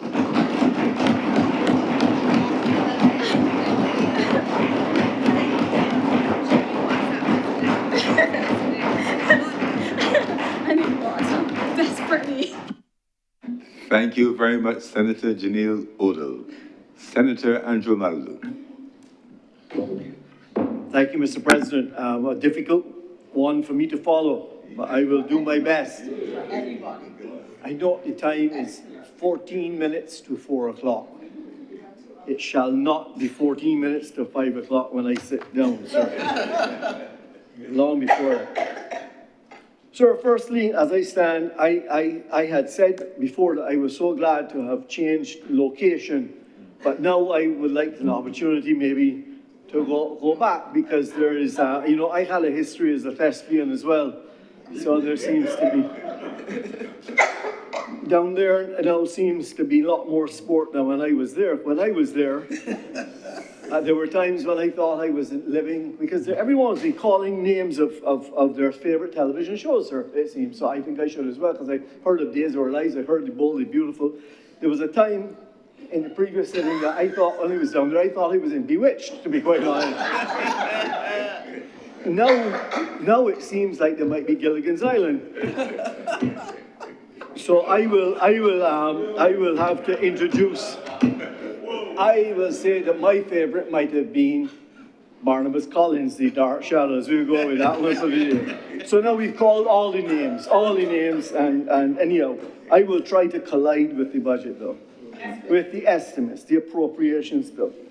And in so doing, I want to start, I heard from Senator Sinclair, who is very knowledgeable in both places, it seems. But I want to start by fundamentally disagreeing with what he said in admonishing the opposition senator I think it was, who spoke about the flyovers because they're not covered within this appropriations bill. And sir, I disagree fundamentally with Senator Sinclair on it, and I want to say why. The appropriations bill speaks to governments spending for the next year. And anything that they propose to do is on the table. We can speak about anything as far as I understand it. So if you are going to say in a estimates debate or in somewhere else that you are going to do something, then I must be able to find it in this big document here, because it's got to be funded in somewhere. And if it is not in there, then I guess I can speak to it because you don't plan to fund it. But this was the one opportunity, and hence we have 1 hour, which I shan't use, sir, because it's the one opportunity where nothing is off the table. We can speak about whatever we would like, as long as it's to do with things that the government plans to do or not plans to do. That is my understanding. So I may be redirected, but I would disagree with Senator Sinclair on that matter. I would like to say I was very pleased when he told us, one of my favorite sayings actually, is he said it in a different way. He says, we must remember that cost is what we pay, but value is what you get. And I talk about that a lot in the area where I generally practice in real estate, when people ask me about what the value is. And it depends on if someone is selling or someone is buying. Depends on if they've just received their land tax bill as to what they think the value of the property is. And a different conversation when their neighbor says that they want to buy it. So value is what you get, cost is what you pay. But I think as taxpayers, cost is not what we're focused on. You in government have a responsibility to deliver value to us. And if you don't deliver value, that's when we can start to talk about it. So your plans here are about what you plan to do, but we expect value for our money as taxpayers. I will finish my opening remarks before I get to my substantive remarks by saying that in some respects, when we hear Barbados is a big, complicated engine to run, 6 billion Barbados dollars, I want to put that in perspective, that is approximately 2.5 days of revenue for a company like Apple Computer. It's not that complicated. You can do it. That is a company that's run by 12,000 people in the core headquarters. So we can do it with the right systems in place. It is more complicated government accounting, that is true. I am an accountant, I understand the slight difference in accounting. But sir, where I'm going to spend my time on, and the entire theme of what I hope I speak to, is going to be simply discipline. And I want to talk about discipline in the private sector. I'm going to start there. Discipline in the government and the public sector.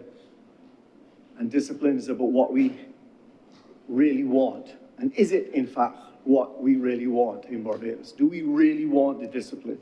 I find little evidence that really and truly, as a culture, as a people, discipline is what we are prepared to want and to do. Senator Niles spoke very well on planning. I will endorse everything he said. So I see planning and budgeting, excuse me, is what you spoke on, sir. Budgeting and the difference with it. And it was within the private sector, we look at it from the point of view of we budget, we allocate responsibilities for it, we look very carefully at the execution, and finally, we always hold someone accountable because you put a name to everyone. So when you plan, when you have a budget, you put a name onto that, you hold that person responsible. They're responsible for the execution, and then they're responsible for they're accountable for it. We have to be careful that these additional appropriation bills and so on that come to us, they separate accountability and execution from the budgeting process. We have to be careful that when we make decisions, we can sometimes make bad decisions at the outset so that we are planning to spend the money poorly. We can sometimes execute it poorly, and hence the money is spent badly. We can sometimes waste time with projects. All of these things can happen. But my fear is that some of this is becoming systemic or endemic or ingrained. It's a part of our culture now. We're not accountable for it. I am not going to speak to that overrun or not overrun, or wasn't budgeted for or not budgeted for. I can't think you can win on both sides. It can't be not an overrun and you did something you didn't plan for. It's got to be one or the other. So you either were bad at planning or you're bad at budgeting. One or the other. Both can't be, you can't avoid both arguments, in my opinion. So when we set timelines for getting things done, whenever from the private sector it seems that government department is in the chain, the private sector seems to reach roadblocks, and we seem to often be fighting, not on immigration. You've heard me say that many times. That's being fixed. Passports, immigration, we're world class. I'd like us to be world class everywhere else. And I will come back to a couple of those departments that perhaps stop us from being world class.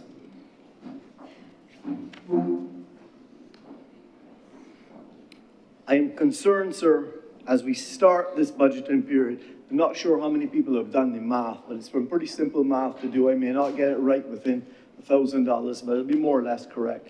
If I asked you today, how much money do you owe personally as a citizen of Barbadian? What's your portion of the national debt? Anyone in here have any idea? I suspect some might not. Every single Barbadian, let me let you know, if you take the national debt and you divide it by the number of Barbadians we have, we owe $54,000 each. That's what you owe, Senator Archer. You owe $54,000. And if you have a child this week, next week, or the week after, they owe $54,000. We need to remember that that debt that we have, that national debt, belongs to someone. It belongs to all of us, and we have a responsibility not to keep building it for our children. And that's the challenge when you don't have a balanced budget and you continue to borrow. It is a true challenge. I personally would not like to think that when my mom and dad died, they left me in the will and said, "Dear son, good news for you. We've left you $54,000 in debt."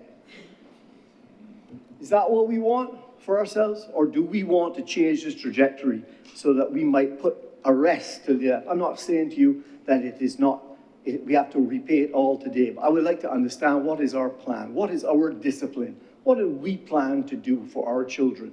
Do we plan to leave them more in debt than we are? Or do we have a plan to help them to get out? And remember that we've all been told that our population is shrinking in Barbados. We know that to be true. So guess what? It's going up every time the population shrinks as well. It's more and more of a burden on us. So in reading the appropriations bill, sir, you can deduce government policies from that, because you can see where they choose to spend money, where they choose not to, what they prioritize, what they do. And many people have spoken to that, and I applaud all who have.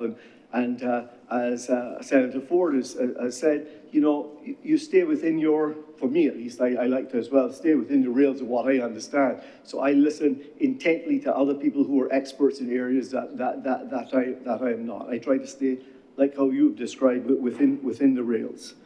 So I noticed, when I read the budget, I looked keenly at what the revenue was. I noticed it growing. For the government side, there's a bit of a shortfall over the next couple of years of growth in the revenue, which has come about as a result of some changes taxation-wise, and then it's going to fall back. And we have to spend that money prudently. So I looked to see, what are we doing with that extra revenue that we didn't have in the previous year, and we will not have, according to the estimates, in future years. And I was very pleased to see, sir, that when I look at the estimates, I look at the appropriations bill, government's employment cost in the next year is going up by 4.4%. That seemed very reasonable to me, actually, in line possibly with inflation, probably in line with what the private sector is expecting in terms of its salaries growth during that period.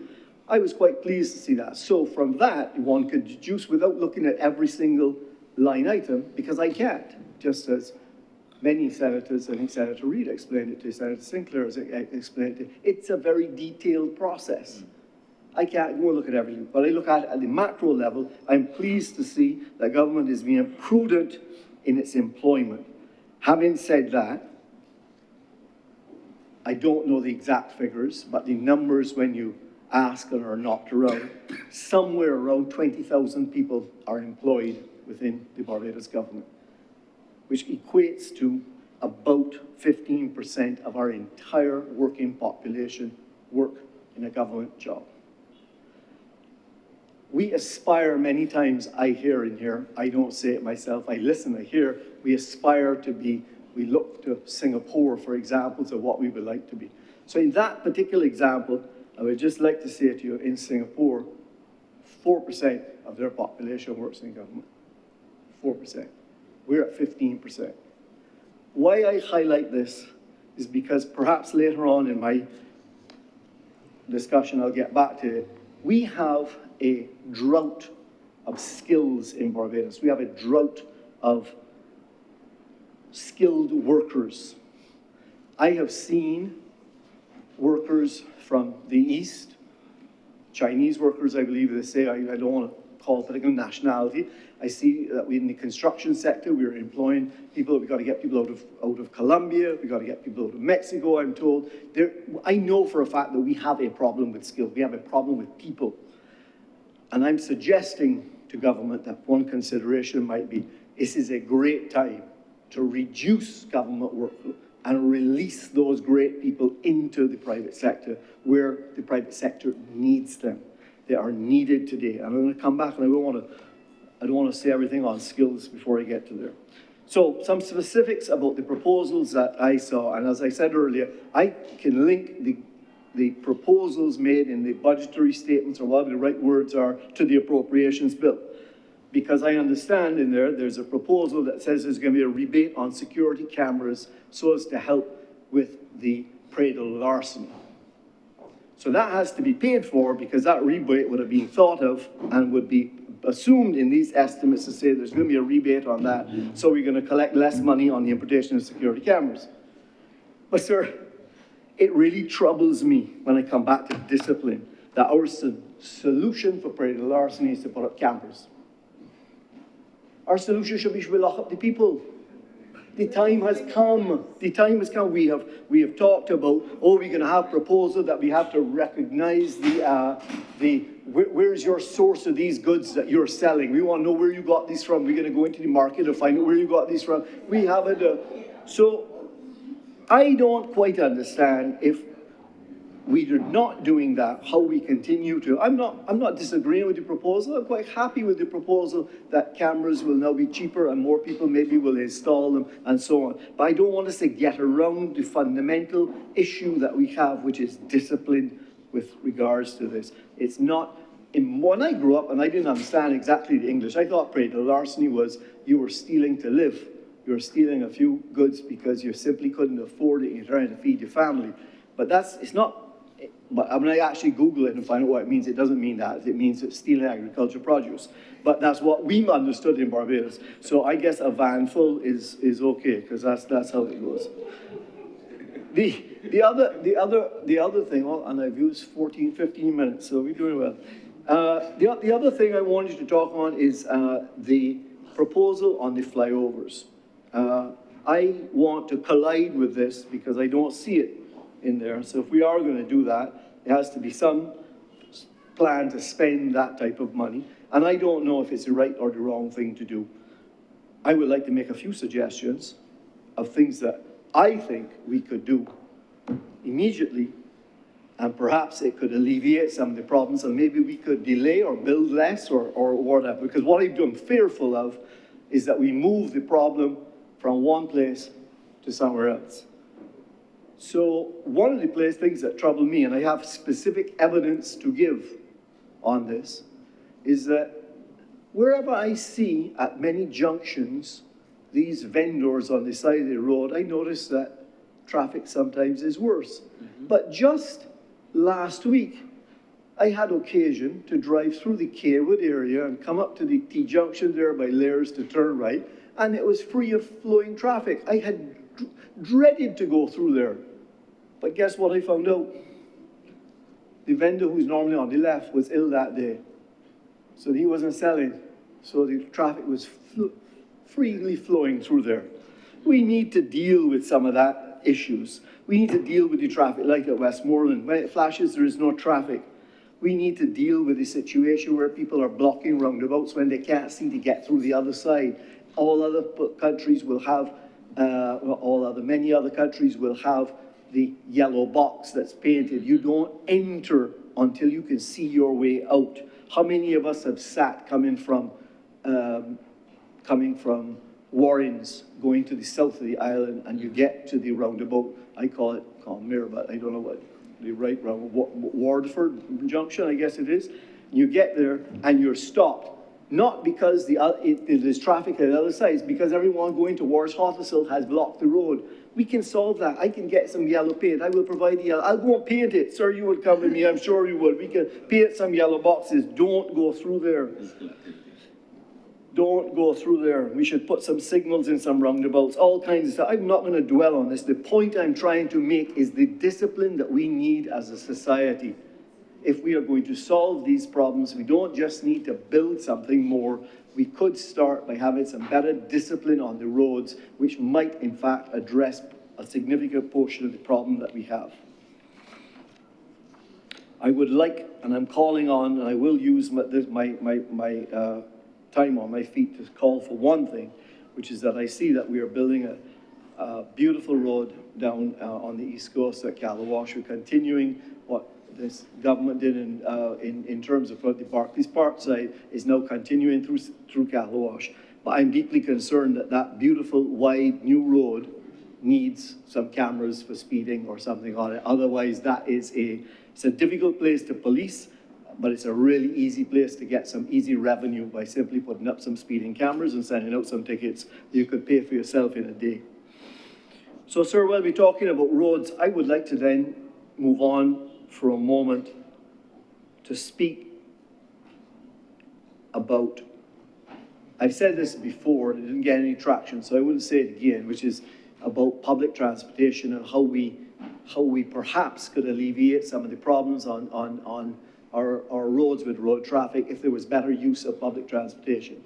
But some simple things that I'm told would help would be, for example, very simple and easy, and I know that Minister Reid could help with the technology for doing it, is every one of our transport board buses should simply have a tracking device in it so we could see where it is. And it's simply, yeah, there was a Barbadian guy, I won't call his name, who had a great business at one point, Beat Bus or something, and he was trying to do it. We should get Beat Cab, Beat Bus, get that back there so people can know it's, yep, the bus is coming, you know when it is. Some small little things, maybe people would use more of the public transportation if it was more reliable, it was more punctual, you were able to know when it was there.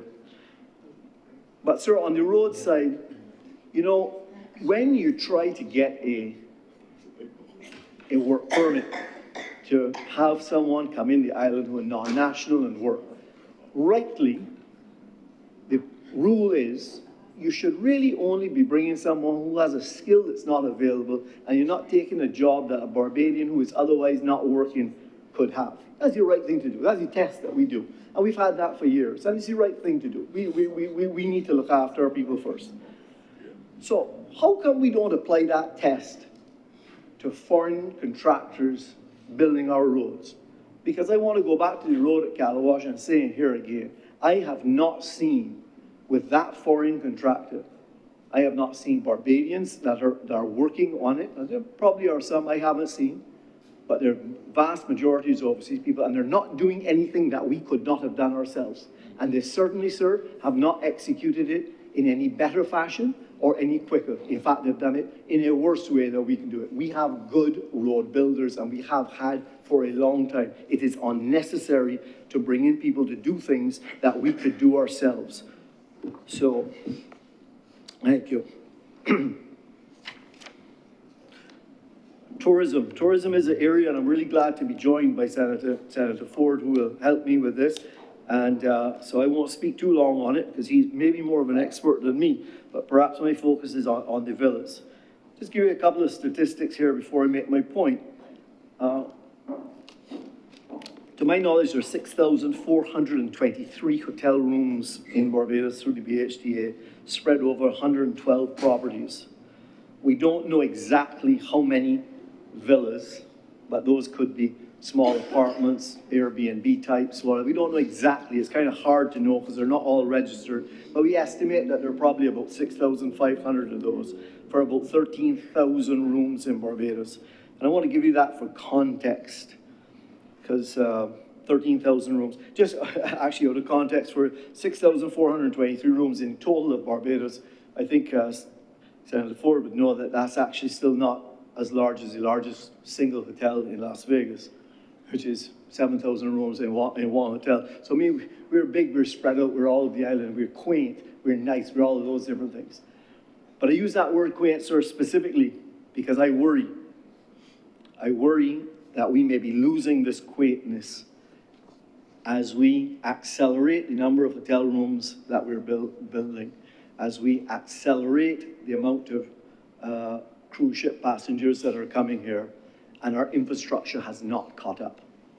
We've seen it painfully in Old Town as that new hotel, which I believe will be open in June, the Royalton.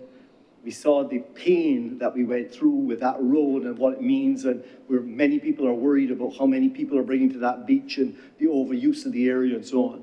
So I'm using this opportunity, recognizing that over the next 6 months, if I can understand it exactly, between the Royalton, the Indigo has now come on, the Pendry is planned to come on at the end of this year, the new Blue Monkey Hotel. There's another about 400 rooms in the next 12 months that are coming on. And that is great work. Thanks somewhat to the former Minister of Tourism, I believe, Senator Cummins. You were in that role at one point in time, and many of this work would have been started a long time ago. But what I don't want us to forget is that we have to keep up with our infrastructure. And we need to be building our infrastructure for where we want to be, not where we are. And unfortunately, our infrastructure is where we used to be, not even where we are. We are struggling with our infrastructure, whether it's our road network, our electrical grid, etc., which I will come on to. And I think part of that is going to be the strategy as to what do we use the marketing dollars through the BTII, which I believe they spend about $100 million a year, but I could stand corrected. It's hard to see because give me the right acronym? BTMI, thank you. It's about $100 million. It comes from the, some of it comes from the head tax at the airport and so on. And there's thank you, airport service charge. You know, I don't get all these names right. So it's a lot of money. And I would just like to suggest that perhaps, when you look at when we are as busy as we are in Barbados, we might want to redirect and think a little bit more about getting a higher value tourist to Barbados and not a volume tourist to Barbados. We are a higher value destination. We are a quaint destination. We are never going to win the volume race, but we can win the quaint race. We can get the higher value tourists here, especially when you consider that 50% of our rooms are in villas and some of them are extremely nice.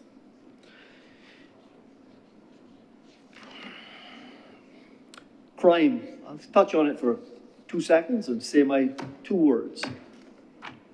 I completely agree with the call for the reinstatement of the death penalty in Barbados. I've always felt that way, and I call for it again. And I call again for a long sentence, whether it can't be life in prison, I'm told, for any crime that is committed with a firearm. As a country, I believe that we need to move to this quickly. It's clear that we're not winning this war against crime. So that all comes down to discipline. And as my half hour is about to expire, I want to ask, yeah, I am, very much so. I want to ask the Leader of Government Business if she could do me the favor of responding at some point to me on the when we passed, and when we moved from CAIPO to Business Barbados, in that legislation, there were no service level agreements. And I stood at in this chamber at that time and said that I was hoping that within the legislation, we would have built in some actual criteria that said we're going to do this in X days and we're going to do that in Y days and that in a month or whatever it took. And I was told very clearly that has no place in the legislation. It will come soon after. I haven't seen it. Maybe it exists. And I'm calling to ask the leader of government business, which doesn't fall in our ministry now, but if we could find out for us if those service level agreements have been published by Business Barbados, and how are we doing? How are we doing? Have we achieved anything? Have we gotten value for money? Because that costs us a lot of money. The shift from CAIPO to, it costs us money, trust. So let's see if we got value for money. Let's see if we've made any improvement. Let's see if we made any improvement. On the skills lacking, sir, I just want to make a couple of points on this. I want to tell you that we have a series where people have been talking about education, many different things. Listen, we do a real good job of producing doctors and lawyers. And perhaps there's maybe too many lawyers and too many doctors. I don't know. You would have to tell me about the doctors, the lawyers can tell me about that. But what I can tell you, we don't have enough of. And if you are a plumber, a carpenter, a mason, a joiner, a tiler, if you have any education in the hospitality side, whether it's been food service, bartending, maitre d', whether you're a property manager, electrician, that's what we need in Barbados today. And I do hope, I'm not an expert on it, I've heard people speak on the education side, but we need to focus very, very carefully on the skills that we're building. They are opportunities for our young people. Are we producing, are we making them think that everyone needs to be that lawyer, that doctor, that accountant? You don't have to be. Some of the highest paid people can be plumbers and electricians, and they can be entrepreneurs, and they can build their own business, and they can own their own life, and they can move from, what did you call it, internship to ownership. That's the quickest way you can do it. And I really hope we double down on the places that do that, the Samuel Jackman Private School, Polytechnic, and others. We need those skills. We have a talent drought in Barbados. And you know, Senator, to read what worries me when we talk about artificial intelligence, and I'm not worried about it, I'm not scared about it, you know I embrace it. Embrace it, embrace it, embrace it. But what worries me is there is no sustainable competitive advantage in artificial intelligence. Because it's available to everyone. So things that we used to be able to do because we might have been smart are being done for us. I get emails from people and I can immediately see that AI helped them write it, right? And resumes that have been helped by AI and all these type of things. But there is sustainable competitive advantage in knowledge and in data. And that's where we need to focus. So it's not AI for AI's sake. I'm going to collide again, as they say, with the appropriations bill, because you will have seen that the duty and VAT concessions on electric vehicles have been continued, and they are obviously prepared for in the estimates. They have to be prepared for in the estimates, sir, because as you know, as I've said before, and I'm just reminding new members in here, that the difference between an EV vehicle from the government's point of view and an ICE vehicle, ICE, internal combustion engine, is significant. Because when you send $15,000 in foreign exchange out to buy one car solution with an ICE vehicle, internal combustion engine, the government is going to collect over $45,000 in tax for that one vehicle. If you buy an EV vehicle for the same $15,000 that goes out, government will only get $3,000 in 10% duty, and there is no VAT. And then remember, it doesn't go to the gas pump either, so it doesn't pay any of that gas fee that goes towards the licensing. So when we extend this, I am not opposed to it, not opposed. I drive an EV vehicle because structure drives behavior. If this is the structure of the tax system, and I can afford to buy an EV vehicle that I otherwise could not afford, well, then I buy it. I didn't do the structure, I just demonstrate the behavior. So I point out that carbon is our enemy, not internal combustion engines. They are highly efficient internal combustion engines. small CC cars appropriate for Barbados as opposed to perhaps the large EV vehicle that I am driving, which costs you 5 times as much for an exchange. So you could have bought 5 transportation solutions for the one that I have. So don't get me wrong, I'm not opposed to it, but I just think we got to be careful. We got to balance. When you look at these estimates, when you look at how much money is expected to come in from the importation of vehicles, are we focusing on sustainability perhaps where we shouldn't? And I worry, and maybe if nothing else is listened to from what I say, maybe this is the one thing people will listen to. I worry that we are focusing so hard on this, and we're talking about what we're trying to do, and as a country, I believe it's the right thing to do. But on the other hand, on Sunday gone, I was out on a catamaran. A friend invited me out on a catamaran. It did rain all day, yes. Yeah, it was a tough Sunday to be out on a catamaran. But while I was out on that catamaran, when the first time I stopped, I saw, and we were no more than 150 meters offshore, 100 meters offshore, maybe 50 meters offshore. The boat arrived with the seine net. And they put down the seine net for everyone to see. And within 45 minutes, every living thing in that ocean was taken up in that net. And I don't understand how we are transitioning to the blue-green economy, and we're doing EV vehicles, we're doing all these things, and we have put no regulations. We are not doing anything around this. It is absolutely unnecessary. We have to protect our nearshore reef zone, and we need to enforce it. There is no, you know what is also illegal? Thank you. What is also illegal? No, it's also illegal in Barbados. Traveling in the back of an open van. I was involved in here when that was passed. That was also illegal, not enforced. Riding a bicycle without a helmet, not enforced. So no, I'm not the enforcement and the accountability.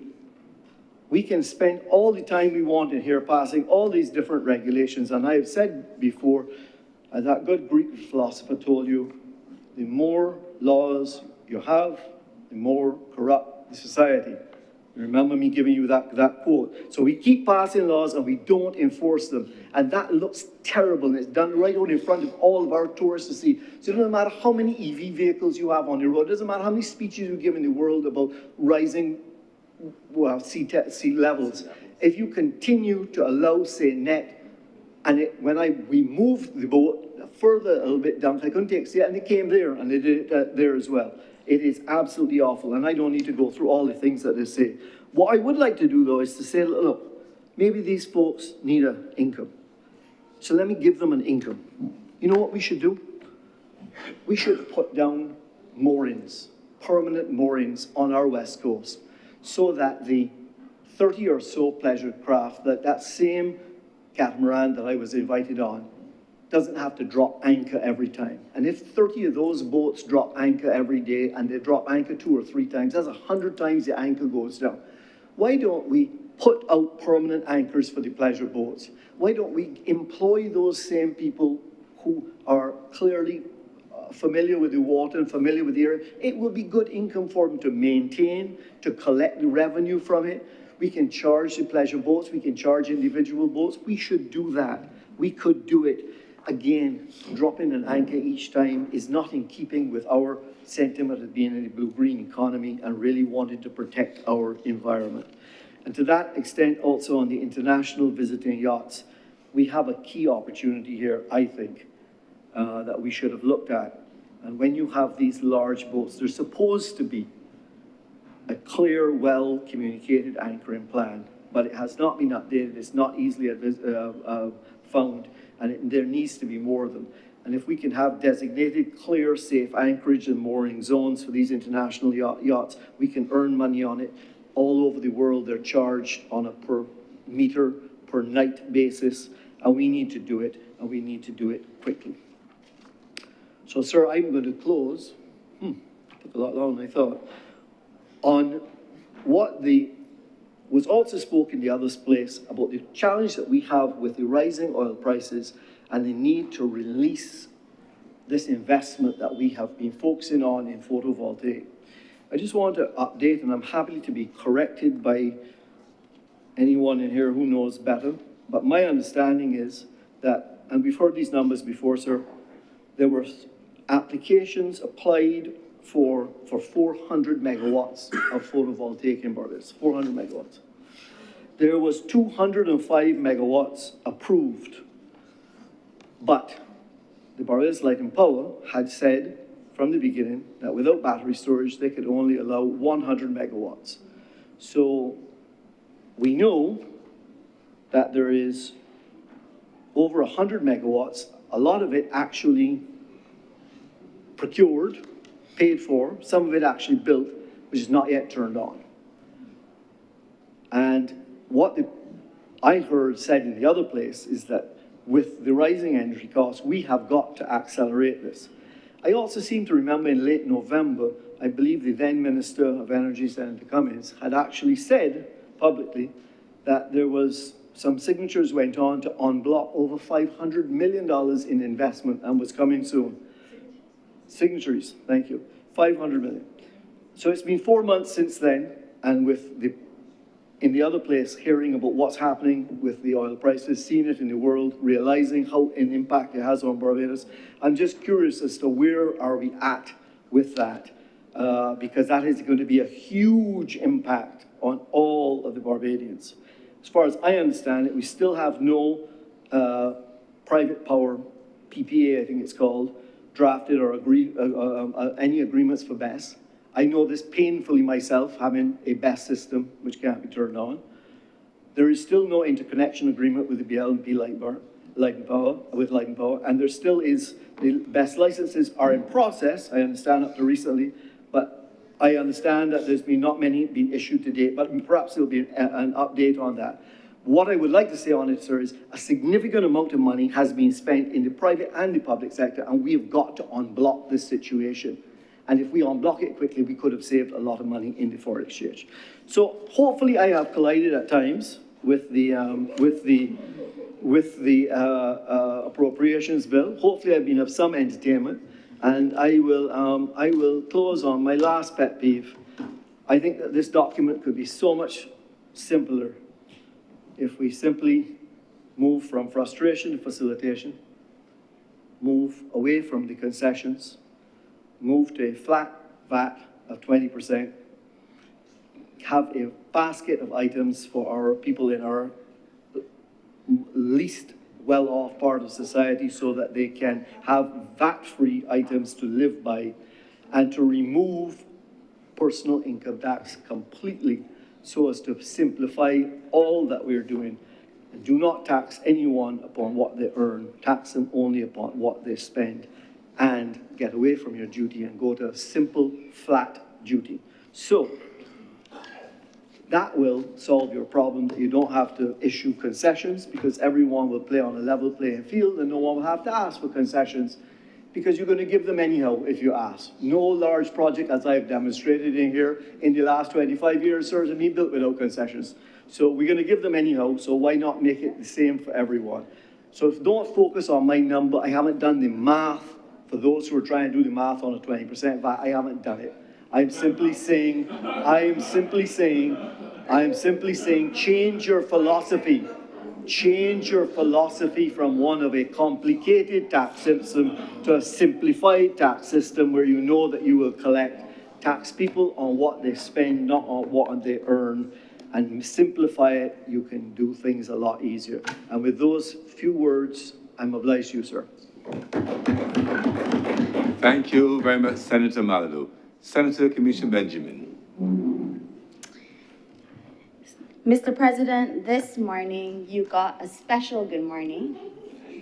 And so, because I believe in balance, this afternoon I'm going to give you a very special good afternoon. Good afternoon. And good Thank you, Senator afternoon Benjamin. to my colleagues in this honorable chamber as well. This afternoon, sir, I rise today with humility, with gratitude, and a profound awareness of the responsibility that has me in this very place. To be entrusted with service in this honorable chamber is not something that I take lightly. And I thank the Honorable Prime Minister for placing her confidence and her trust in me. And I give this honorable chamber my solemn assurance that I will give of my very best, lending my expertise and my experience to the advancement of policies that are intended to improve the lives of all Barbadians.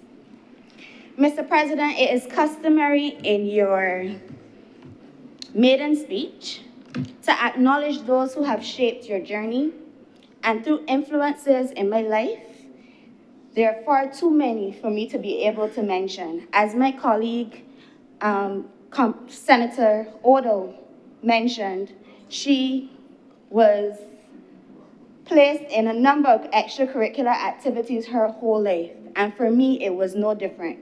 And those are the people and institutions that have guided me and have brought me to this place. But notwithstanding that, Mr. President, it is my intention to mention just a few institutions and people.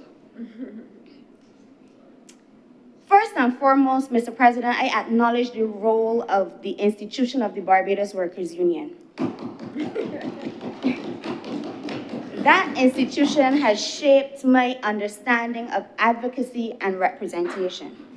Through that institution, I learned that representation is not speaking loudly. It's about listening carefully. It is about understanding lived experiences.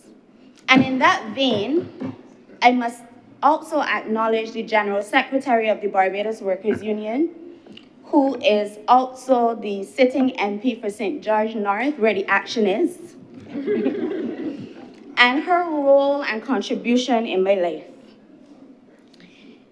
If you know her, you would have heard her say before, I'm sure, that she rises and falls on principle. And that is something that I intend to also bring with me to this honorable place.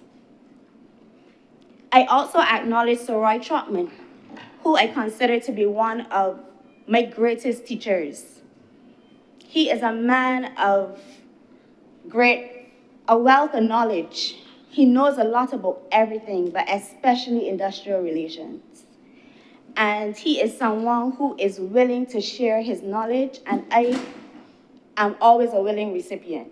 So I have taken this opportunity to specifically thank Sir Roy Trotman.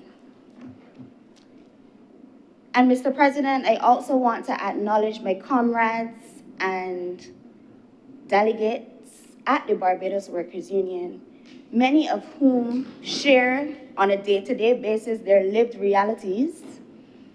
And it is those lived realities that will guide my contribution here in this Honorable Senate. Last but by no means least, Mr. President, I want to make mention of my family. My parents, they are the two most supportive people that I know. There has never been a dream or an aspiration that I've had that they did not see fit to allow me to pursue. And Mr. President, I do have two older sisters, and if you know them, you know they are the epitome of excellence. And it is no wonder that I've always tried to reach where they are at, and I believe that that is one of the reasons that I'm standing in here today. Last but by no means least, Mr. President, I am a newlywed, and I want to extend my gratitude to my husband, who has stood patiently by my side. I am new to public life, but what we've already recognized is that it is a difficult road, a time-consuming road, and he has already expressed his support. So I am very grateful to him for that.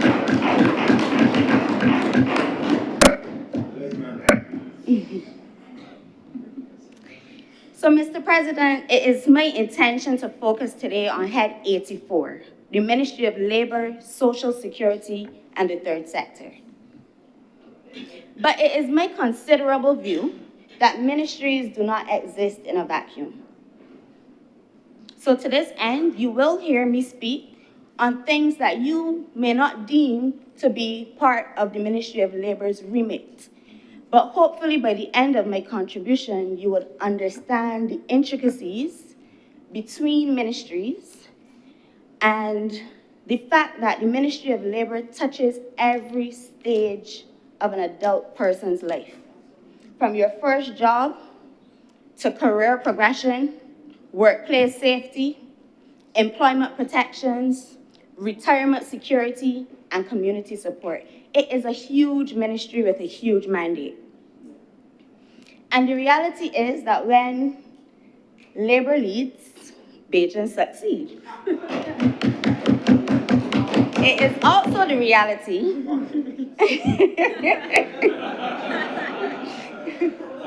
It is also the reality, Mr. President, that when labor policy works well, it strengthens the entire system of governance. But equally, the opposite is true. And if it does not work well, the consequences do not stay confined to that ministry. Labor intersects directly with legal affairs, crime prevention, social development, educational training, and the list can go on. And Mr. President, if we're honest with ourselves, crime, which is one of the main challenges that we are grappling with as a country, it cannot be addressed at the level of enforcement. A critical part of the solution is opportunity. And I don't say that in a hypothetical way. I feel compelled, in fact, Mr. President, to share a real experience with this honorable chamber, one that has stayed with me since the day that it occurred. Through my work at the Barbados Workers Union, I met a young man who was dismissed by his employer, and I want the chamber to listen to me carefully.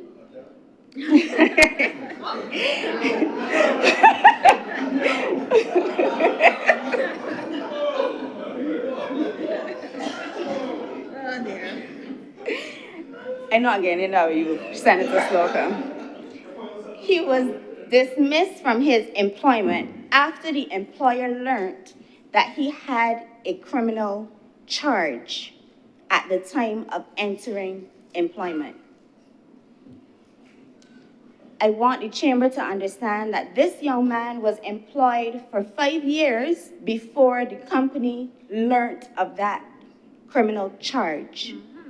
I also want this chamber to understand that the young man, the charge was actually dismissed.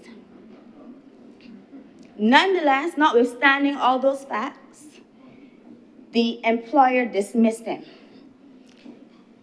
The union obviously went through the channels and we sent the matter to conciliation at the Labor Department. However, before the matter could be dealt with, and we'll get into that when it comes to the time to deal with the Labor Department, but before the matter could be dealt with, I saw in the newspaper the same gentleman was charged with a criminal offense. Let me be very clear. I am not condoning crime under any circumstance, but we must confront a difficult truth. When we remove or we hinder opportunity, we sometimes create the very outcomes that we later condemn. That young man had demonstrated that with structure and with income, he could function responsibly in a workplace.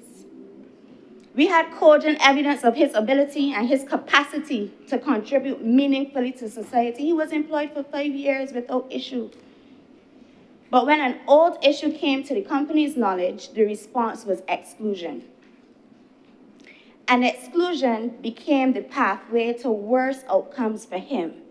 But not just for him, for his community, and ultimately for all of us. Mr. President, I say this respectfully but very firmly. As Barbadians, we all have a role to play in national development. Employers are not exempt from that responsibility. private sector is not exempt from that responsibility. Of course, businesses must protect their operations. We're not saying that's not the case. And of course, due diligence matters. And yes, safety and trust must be paramount, but there must also be room for context, for fairness, for rehabilitation, and for second chances. It is the responsibility of this government, though, through the Ministry of Labor, to create the frameworks that give people a genuine chance. And that is the basis for these estimates. Mr. President, before addressing the estimates in detail, it is important that we place them in their proper context. So I want this chamber to understand that we are not now starting from scratch. We are following the deliberate and consistent policy in a direction that is grounded in the belief that Barbados' greatest resource is its people, and that national development must therefore place people at the center. It was this Barbados Labour Party government that introduced for the first time a national minimum wage in April of 2021.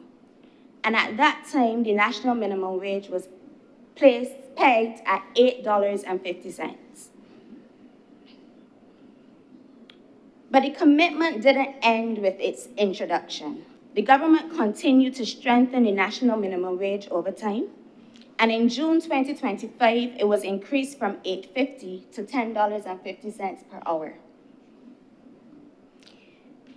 In the budget of 2025, we were informed that it was the government's intention that that minimum wage will increase yearly by 2%.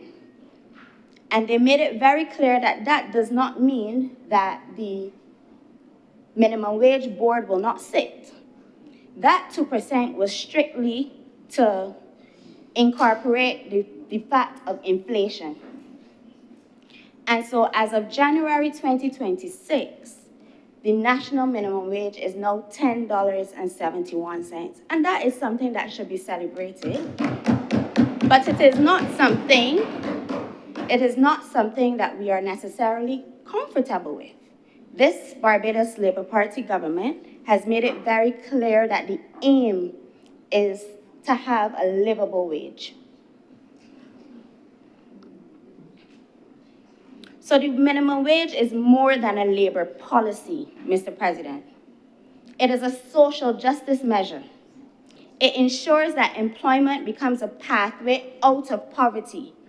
And if you paid attention to the intentions of government, it is to eradicate poverty.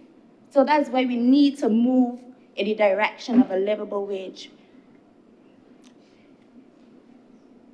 This government has also expanded employee rights and workplace protections. So we saw the augmentation of the maternity leave to 14 weeks. You know, there will always be the naysayers saying that is not enough, but for years prior to that, it was at 12. And so we must celebrate that as well.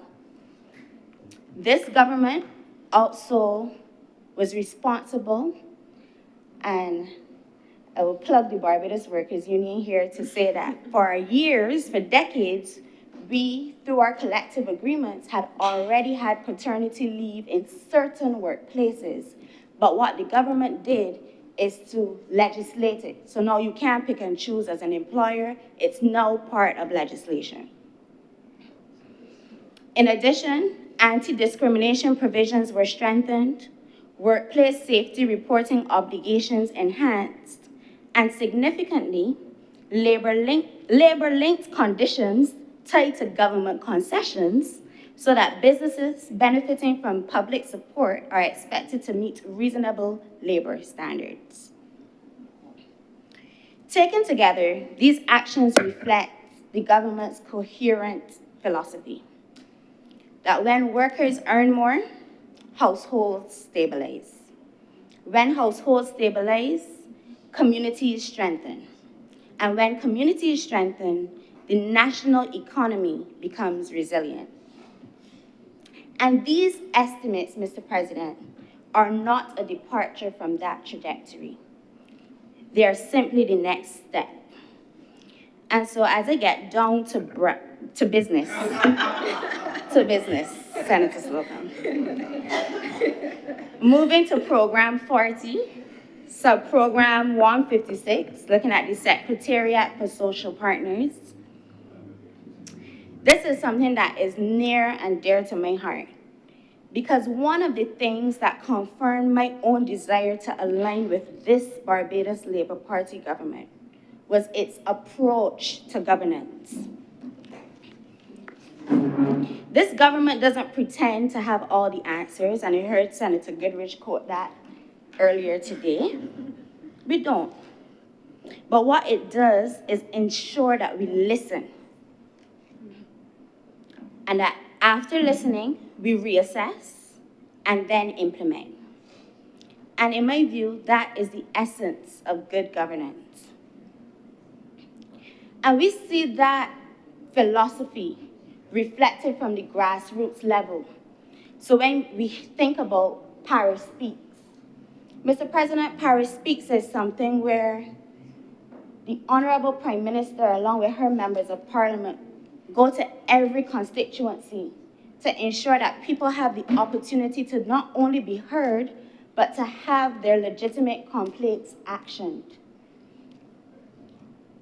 That is something that I respect and that I am happy to align myself with. Moving on from the Paris Speaks, you also see that type of engagement through the members of Parliament. The most recent one that I could think of is the consultation to treat to the traffic that is ongoing right now with Minister Humphrey. That remarkable tripartite institution in Barbados, the social partnership, is something that we've had for over 3 decades. And whenever I travel on union business and we're engaging with other unions across the globe, that is something that Barbados is envied for.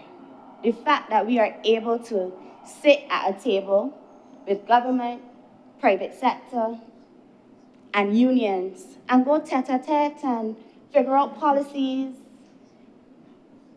that is something that we cannot make light of.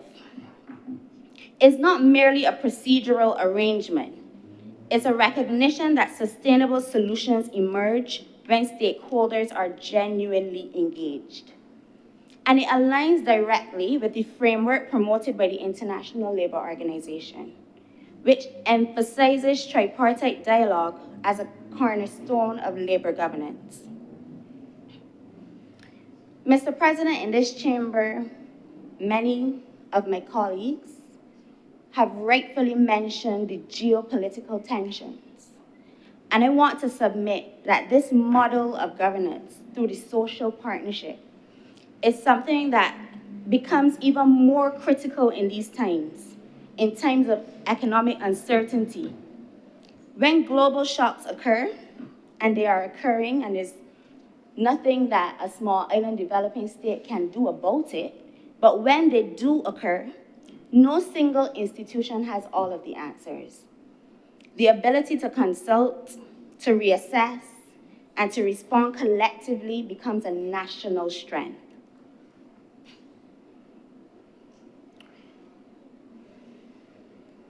I want to move now, Mr. President, to the sub-program 486 that speaks to ecclesiastical affairs.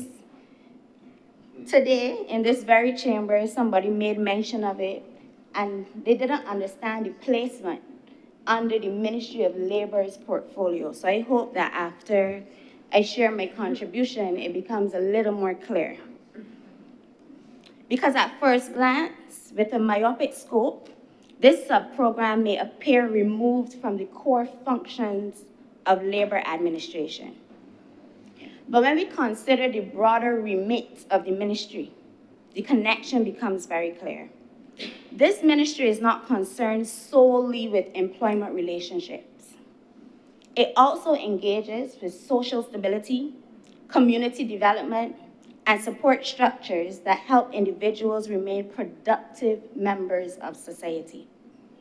So faith-based organizations, they form an important part of the third sector. Why, you may ask? They provide counseling frequently. I see Senator Rogers nodding. Mentorship, family support, community outreach. These functions influence not only social cohesion, but also labor participation. When individuals receive guidance and when families are supported, when young people are mentored, the likelihood of disengagement from the workforce is reduced. Mr. President, there was a time when even if parents could not attend church themselves, they used to ensure that the children went to Sunday school. And that environment provided structure, it provided discipline, and moral guidance. And Sunday school was a space where young people were mentored and where community values were reinforced. But we must acknowledge that those realities have changed. And I don't think they've changed because parents are not interested anymore. The lived reality is that work schedules have also evolved. Societal influences have shifted. And some of the structures that were once supported have weakened. So people no longer have maybe that auntie or granny who would take the child to Sunday school. So these are the lived realities. So I'm not accusing Bajans of neglecting their faith, but we always must be grounded in the realities of people. So in that context, faith-based organizations cannot rely solely on individuals coming to them. They must go into communities to engage the said young people where they are. They must provide that outreach and mentorship. So when we speak about crime and antisocial behavior, we often focus on enforcement. People often talk about, oh, the criminal justice system. And that is true, but it's not the only pillar in the fight against crime. In that sense, Mr. President, the allocation of the $1,567,244, it's not ceremonial. It is an investment in community resilience. And in a year where we are marking our 60th anniversary of independence and our 5th year as a republic, the planned faith-based activities and cultural showcases carry a special significance that this chamber should honor. And with that, Mr. President, I want to now look at sub-program 421, which speaks to the Labor Department directly. Mr. President, the Labor Department is the front line of labor administration. If the ministry sets a policy, it is the Labor Department that translates that policy into practical protection for workers and meaningful guidance for employers. But before I speak to the challenges, because there's no secret that there have been challenges. If you listen to the presentation in the other place, the ministry was very upfront about the challenges that they faced. But before I speak to those, I want to place on record my appreciation for the current staff of the Labor Department. That team is so small. And they work under significant pressure. But they remain committed to assisting workers and employers alike. From that submission, Mr. President, I'm sure you can glean that one of the major challenges was the staffing. And I'm pleased to report that these estimates seek to address that deficit. In the other place, we learned that of the intention to further augment the staff complement. We also learned that interviews were held and new officers took up their posts.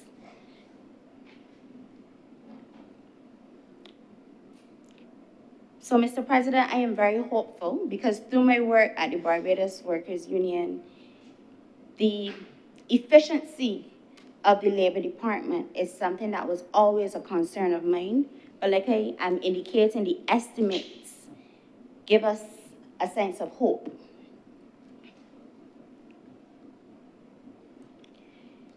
In respect of the Labor Department as well, I need to reference the other place where they spoke of a triage system.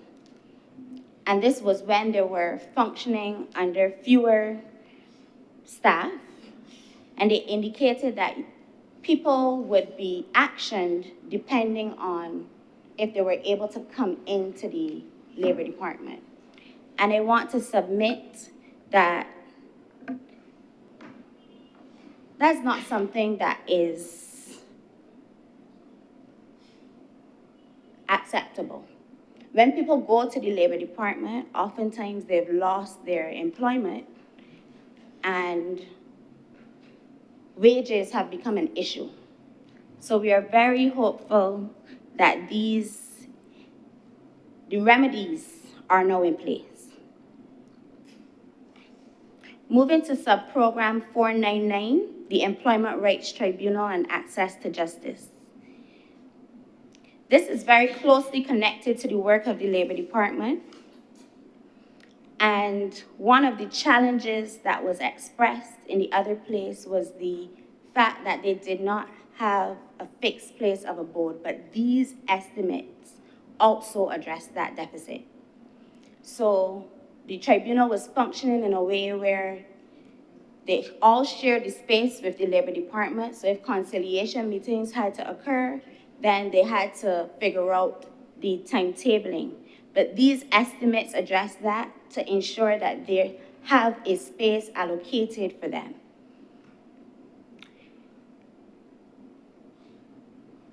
Mr. President, the Employment Rights Tribunal, there are concerns about delays in matters, and that has contributed to a perception that workers are left vulnerable. And there are reports of employers who tell workers, well, go to the tribunal and see how long it takes you. So those kind of comments we don't expect to see anymore as a result of the augmentation in these estimates and the fact that the tribunal will now be able to sit daily and really treat to the backlog in the cases. Mr. President, as an attorney as well, I wish to go further and submit that consideration should be given to strengthening the powers of the tribunal itself. The ability to award costs in appropriate circumstances would discourage frivolous or unreasonable conduct by either party, and the power to grant punitive damages where breaches occur without justification would reinforce compliance. Mr. President, the provisions in these estimates for a permanent home and enhanced professional support and a commitment to more regular sittings represents important and overdue steps. With improved structure and leadership, we expect to see a reduced backlog and faster access to justice. Mr. President, an effective tribunal strengthens industrial relations, protects workers, and promotes accountability. It ensures that the rule of law applies in the workplace and that fairness is not theoretical, but practical. Moving on, Mr. President, to sub-program 573, the Human Resource Strategy and Skill Development. During Senator Rogers' presentation, he made mention of Sorry, Senator Rochus apologies. hasn't spoken as yet. My apologies. Malalu. He made mention of a skills gap. He made mention of a skills gap. And this particular sub-program, I believe, can assist in that concern. The People Development Implementation and Monitoring Unit is one of the most strategically important units in Barbados. This is my submission. Its logic is very straightforward, that decent work begins with skills, skills begin with education and training must be aligned to the demands of the labor market. So this sub-program exists to create and sustain that alignment.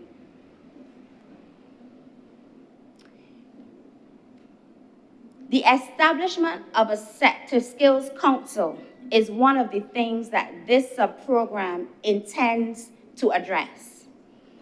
So with a target of 2 to 4 councils, they represent a sound institutional response to the persistent problem of skills mismatch. And as a trade unionist, I know that workers suffer most when they're trained for jobs that no longer are relevant, or they're denied training for jobs that are in demand. So the Sector Skills Council addresses that mismatch at the structural level, bringing employers and workers together to identify what the economy actually needs.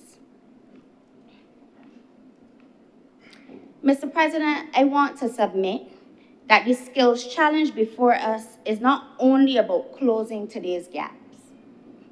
It's about preparing for tomorrow's disruptions. We are entering a period that is defined by artificial intelligence and emerging technologies, and we've spoken much about it in this chamber. A period where jobs may change their spots, and roles that exist today will evolve, inevitably. And we expect that new occupations will also emerge. We also expect that some traditional functions will be automated, while others will require new technical and analytical capabilities that our current workforce may not yet possess. I know there's a subset of people that are of the belief that this means that work will disappear. And I submit that that's not the case, but it means that the nature of work is likely to change, and change faster than any previous generation of workers has ever experienced. So this is precisely why this sub-program, which invests in human resource strategy and skills development, is so important. Because if we fail to prepare our workforce for the technological change, we risk creating a mismatch, but not between the skills of yesterday, but for the jobs of today. If we proactively invest in reskilling and upskilling, as these estimates do, then we position our people to take advantage of the new opportunities rather than to be displaced by them. Mr. President, moving on to the Job Start Plus program, which is sub-program 25. This program allocates $1,492,485 under these estimates. This initiative is one that plays an important and irreplaceable role in bridging the gap between education and employment for young people. It recognizes that one of the most vulnerable periods in a young person's life is the transition from school to the world of work. So this program is intended to expose young people to the workplace, equip them with essential skills, whether that be communication, time management, teamwork, professional conduct. So not merely technical skills, but life skills that will support long-term employability and social stability. Mr. President, I posit that every young person who gains meaningful employment through this program is one less vulnerable young person. Opportunity provides structure, purpose, and dignity. But employment fosters responsibility and self-worth. At the social partnership meetings and in this chamber from Senator Malaloux, the private sector has repeatedly raised concerns about the declining work ethic and the readiness of young people entering the workforce. And if that is a genuine reality, Mr. President, then programs like the Job Start program become even more relevant and even more important because they provide the very preparation that employers say is needed. But the contradiction in all of this, Mr. President, is that when we listen to the presentation in the other place, one of the biggest hindrances for this Job Start program is a lack of buy-in from the private sector. So the whole idea of the program is that they get the young people ready, and then they are to join forces, go out into private sector, and get employment. But one of the major challenges is that the private sector buy-in is not there. So it's my submission, Mr. President, that the private sector must be committed. We cannot simply rely on government. This has to be an all-hands-on-deck approach. Not as a courtesy either, but it should be seen as a responsibility to the country.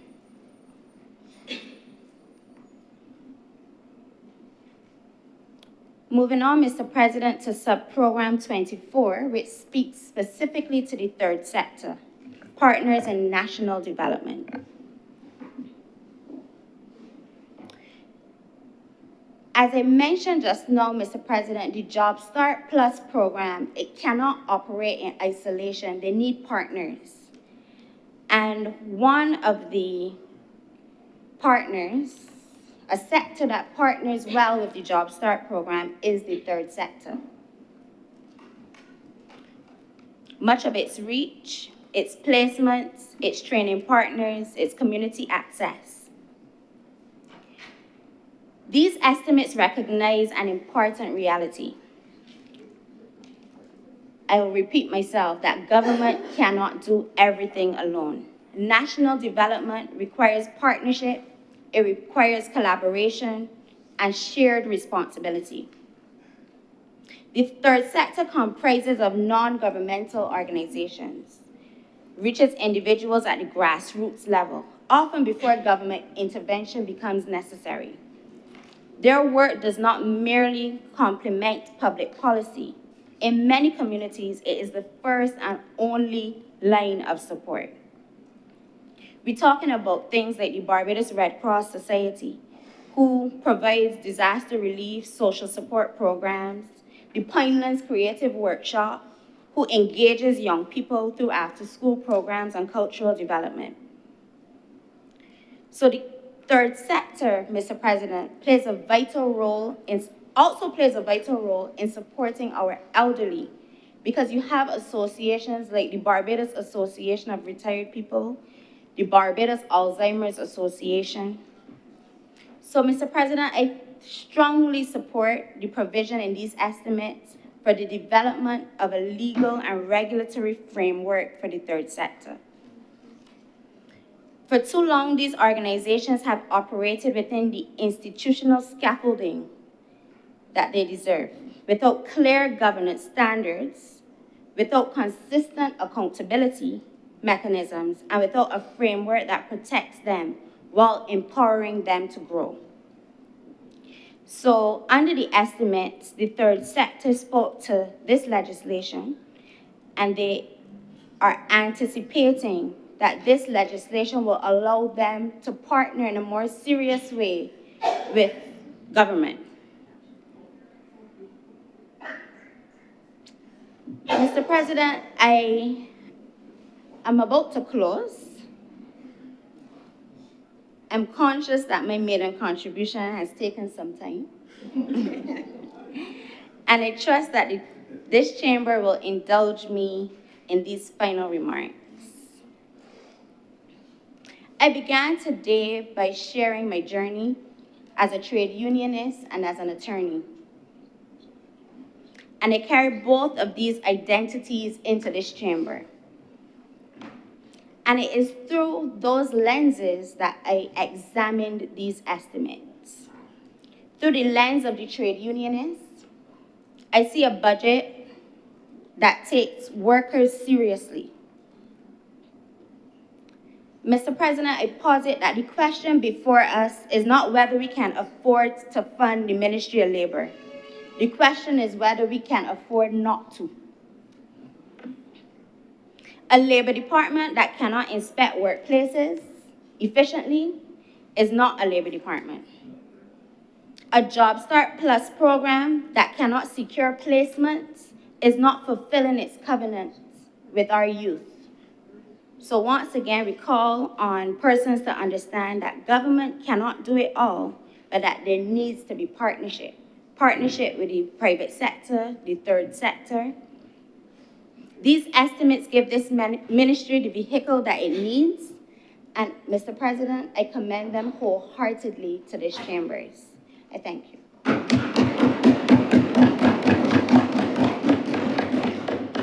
Thank you, Senator Benjamin.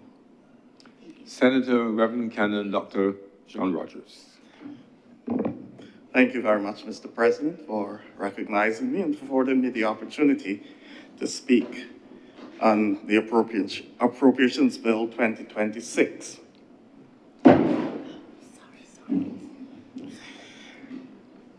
I've always considered it a privilege to be standing in this place and to be able to speak on behalf of the people of this nation, like Senator King, who mentioned earlier, and I believe that Senator Jonathan Reed did earlier as well.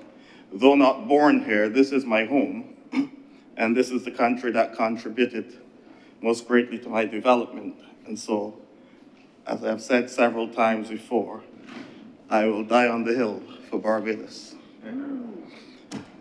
I want to, first of all, commend the young minds that are around the table, and not so young ones, the new senators, who have all represented themselves very well thus far. I have been really intrigued listening to the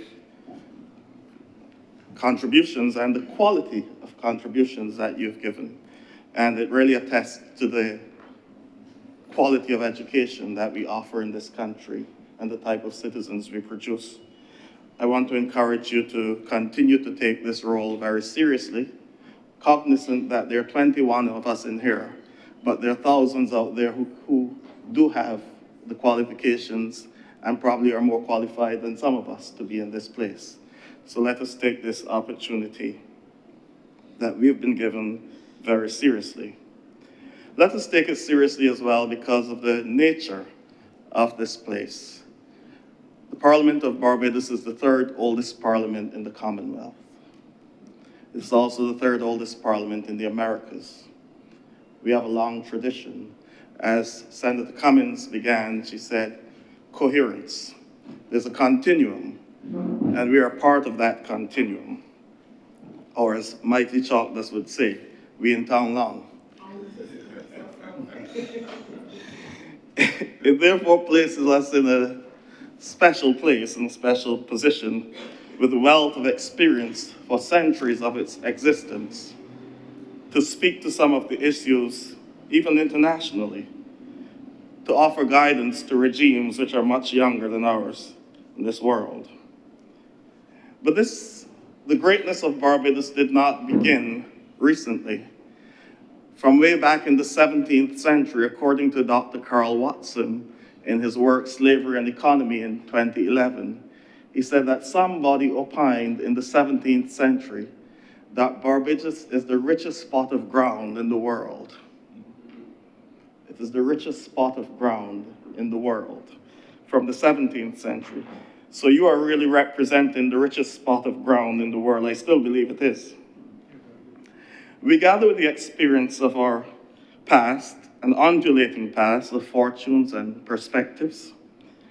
And we know only too well there have been peaks and troughs. This parliament has been in existence since 1639, and therefore the infamous slave code would have been introduced by this parliament. But yet this is the parliament that in 1966 led us to raise our own flag and declare our sovereignty as a people. This is the parliament that in 2021, just 5 years ago, moved us to the world's newest republic. And so a lot has changed over time, but our greatness continues. I've highlighted this to say that I'm deeply humbled by the opportunity, as I said, to speak on behalf of the people of this nation. And I wish to do so in this particular debate against the backdrop of a theme, seeking stability in a world of flux. Seeking stability in the world of flux. And it really points to, who is this appropriations bill really for? It has always been my opinion that the appropriations bill is more than just a set of numbers. And like many around the table who have confessed today, I'm not a numbers person. It's not my area. And while it speaks to a government's intent on the management of the economy and the people whom it is called to lead, but the appropriation bill also leads to insight into the nature of that people whose needs and concerns it addresses. It is my intent in the course of this brief presentation, very brief, to collide with the numbers, hopefully in more than a cursory way, and not simply just to fulfill the obligations of speaking to the appropriations bill and colliding with the numbers. And the first head I wish to look at is that of education, and under the three heads that basically come under the topic of education. That's educational transformation, head 96, technological vocation, head 63, and innovation, science, and technology, head 31. When you combine those three areas, sir, Barbados has invested this year just about $1 billion in the development of our people. Just about $1 billion. And because of that, we continue to be the envy of many nations in the world. I was hoping that the little ones from Brooklyn would have stayed a little longer. Because if you mention something like this in other parts, it's called social welfare, it's called welfare. But we have made the determination that we will make sure, as Senator Odle pointed out, that there is equity and equality in our system. That we will provide a level playing field for all people, where the child of the laborer and the child of the doctor can sit in the same classroom and learn at the same level and excel. And so 100 billion is no small amount to put, 1 billion, sorry, is no small amount. We're getting there, you know. In time, Senator Reid said, what do you call it, ambition? Ambition, yes. $1 billion is no small amount to put into the development of your people. But as you know, sir, with these things come responsibility. Behind these numbers, I believe that we can prove to be transformational in our development as a people. And I wish to especially point out the work of the Ministry of Education and Transformation in particular, because I happen to be involved in it in a small way. I happen to chair one of the boards of the schools here in Barbados, the Frederick Smith Secondary School. And I just want to give a shout out, if you may, to the teachers and the principal, especially the children, the young Falcons who will be going to the stadium this week to give of their best and to put some of the other schools in the dust, as they say. So young Falcons, I wish you all the best. But I've seen firsthand the human efforts of staff teaching and ancillary. I've seen the commitment of the Ministry of Educational Transformation in the development of our children. And I wish to commend some of the policies that are already in place and some that have been proposed. First of all, when it first came up, I know that people were a bit concerned about the nutritional policy. But that is essential in our schools because many of our children do not get a balanced diet. Let us be realistic about that. And even when they have money to bring to school, they spend it on things that can be more detrimental to their health than anything else. And so perhaps that is where the breakfast program that is being proposed can become instrumental in starting to develop that greater understanding of a healthy lifestyle in these young children. Some who do not have breakfast in the morning, some for whom that is not a norm, but it will give us the opportunity not only to give them something, but to give them something that is nutritional on that early time of morning. So I wish to commend the Ministry of Educational Transformation for that initiative. But it'll also ease the pressure on parents, sir. I don't know how many in here are parents of young children, but trying to find breakfast every morning and what you're going to prepare for this child to get this child to eat this thing is a very difficult thing. And purchasing things for breakfast is not an easy task for parents who do not have the wherewithal. And so I believe that this is a very good proposal, and I look forward to it coming into fruition. I also wish to commend the proposed change to the common entrance examinations of the continual assessment. Not every child is an exams person. There's some of us that can cram the night before, go in and do a great job and come back out after. You can't tell anybody anything about the subject. I know some people like that. But I think the continual assessment will be good for our young ones, especially those who take time to develop. It gives them an opportunity to spread out the subject areas over a period of time and develop at their pace. And so I believe that that is a good initiative, and I look forward to seeing how that will play out in time to come as well.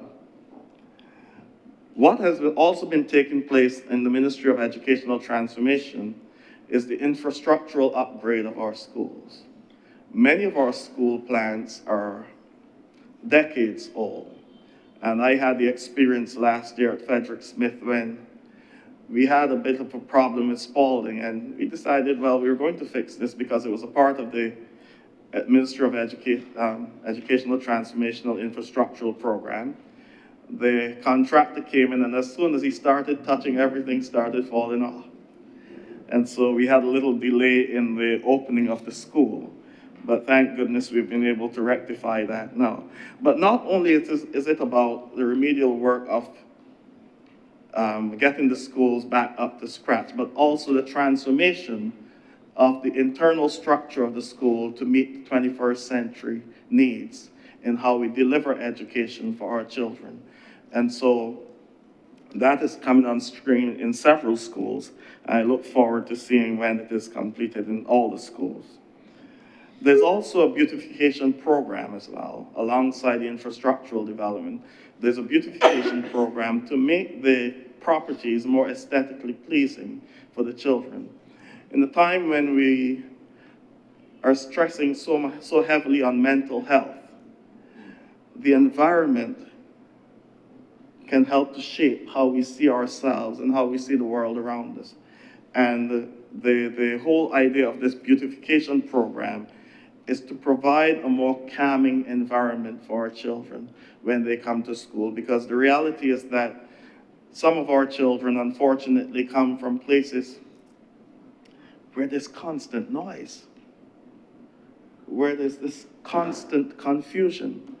And perhaps if we can, for a little while, just provide a little haven for them where they can have some peace of mind, I believe that that will go a long way to shaping who they are and what they'll eventually become. So I wish to commend the Ministry of Education and Educational Transformation in particular for those initiatives. Senator Reid would have spoken about what is happening in his ministry, and I wish to commend him for the initiatives as well. However, I wish to say, sir, these measures, though noble, would not achieve the intended goals if the people for whom they have been proposed do not value them. If when we paint the schools and we paint the classrooms, the children are still writing them up with graffiti and everything, we're getting nowhere. In essence, there's a level of responsibility on the part of the people to ensure that every opportunity is taken advantage of. I believe there needs to be a program, some educational program, community educational program, that seeks to educate Barbadian children and their parents about what is really contributed towards the education in this country. I've spoken of my own experience in this regard because as one coming in from outside, I know what you have. But many of the children who grew up here, I don't think they understand what they have in terms of the education system here in this country. In 2017, the education system of Barbados was rated by the World Economic Forum as 9th in the world. And the type of provisions that are made for our children are unheard of in some places. Where do you spend $100 and get all the textbooks and all these things that you want? And exercise books that you can go and exchange when it's written out? Who provides, as we're going to do, for breakfast and lunch and all those things? This is a nation that invests heavily in its children. And in investing in its children, it also gives a break to their parents, because they do not have to look for some of the things that are provided by the state. But there is a responsibility. What Barbados provides in terms of education, as I said, creates a level playing field for our children to discover their abilities, to pursue their goals.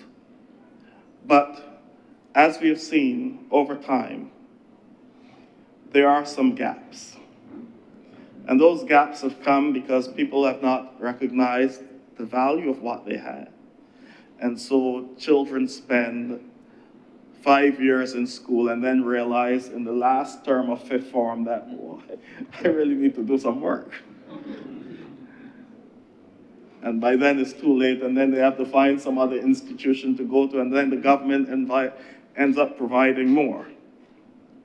I believe that this is the opportunity to deal with some of the issues that Senator Malalu spoke about. I believe it is a good place to deal with the issue that Senator Sinclair encountered. If we're going to provide opportunities for tertiary education for our children, for our young people, perhaps it needs to be provided along the lines of the needs of the country. We need to assess what is needed in the country, and this is what we can offer you. You're not going to study any history just because history is available. You're going to study if you want, the scholarship that the government is offering. Because it's really a scholarship. This government offers scholarships to all its people. And if you're going to utilize this scholarship, it will be in these areas that we have provided here, because these are the needs of the country at this point in time, or the needs of the country as we perceive in the next 10 years. I believe that that's where we need to go, given that, cognizant, however, that technical vocational education is really one of the areas that we need to encourage people to pursue, because from the time you start a degree, it becomes obsolete by the time you're finished. Whereas technical vocational education drives you into on-the-ground training as you pursue the course. So in education, sir, I wish for parents and children to understand the value of what is being provided them in this country. And in as much as the government may put these plans in place, they will mean nothing if we do not value them, if we do not make the best of the opportunities that we have. I also wish to look under the head of health and wellness, which just under 500 million has been proposed. And this is section 80, head 86. One of the realities with which we must come to grips, sir, is that healthcare is expensive. I believe that Senator Connell said that earlier. We cannot realistically pay our healthcare providers, even though they're seeking to produce the highest quality of healthcare for our population.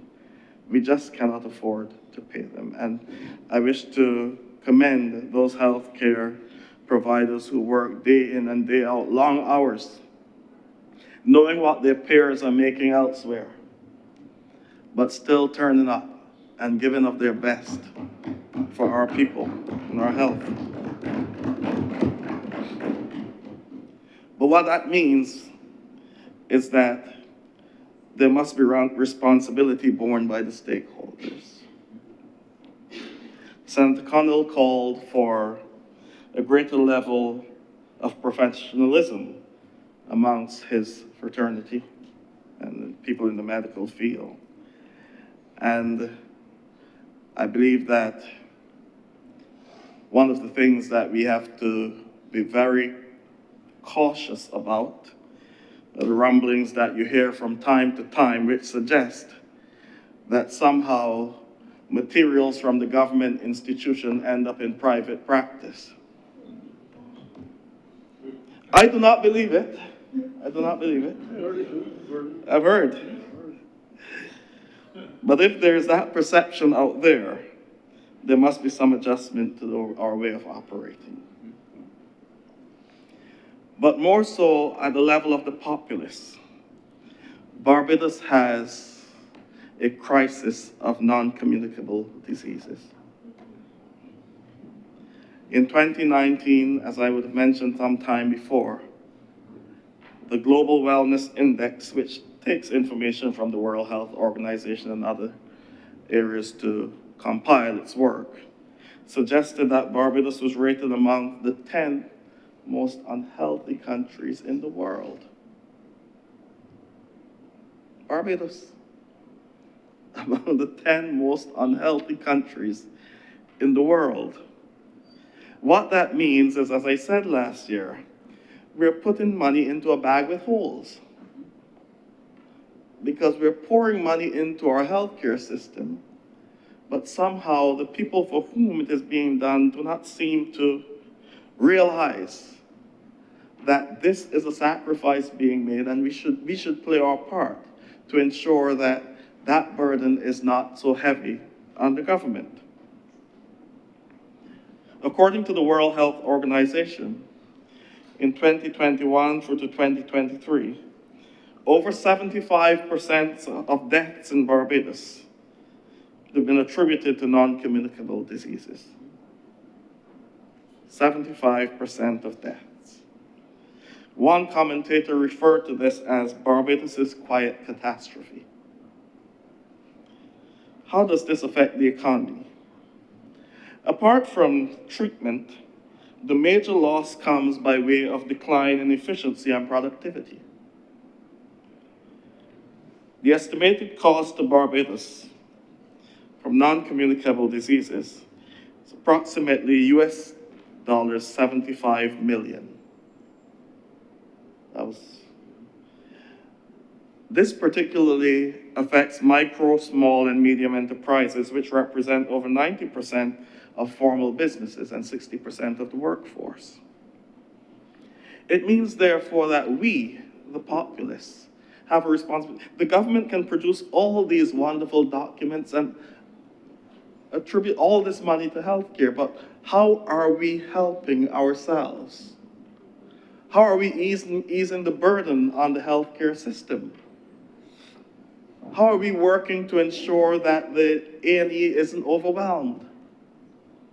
How are we working to ensure that we do not have to pay all this exorbitant sums of money bringing in pharmaceuticals just to care for us when this is something we can fix? This is not something that we have to rely on others to fix. We can fix this ourselves. And so I believe as a people, we have to really pay close attention to our wellness. And I'm speaking to myself as well. I have a bike home, sir. It's a good clothes rack. It's a good. I'll get back out, sir. I'll get back out. But this segues into agriculture, because if we're going to talk about wellness, we also have to talk about eating well. I always thought that COVID was a good opportunity for us to recalibrate and reset the button where our import bill was concerned. It was a good excuse not to bring in things. It was a good way to get people to focus on what is actually grown here. And I hope that part of the government's nutritional policy will go into what the school meals department serves as well, in terms of some good yam and potato and dasheen and edo and cassava and all those things to the young ones. Like the QEH cafeteria that serves nice fish cakes. Sorry. I'm taking that from, unlike QEH, I took that from Senator Connell, sir. But I believe we have to encourage our people to eat more healthy and perhaps even grow things. I believe it was the former Prime Minister, the late Owen Arthur, who had encouraged Barbadians to start a backyard garden. Long time ago. Of course, the real owners will come for them, the monkeys that we have around the place, but I came up with an idea, sir. I probably will patent it at some point in time. I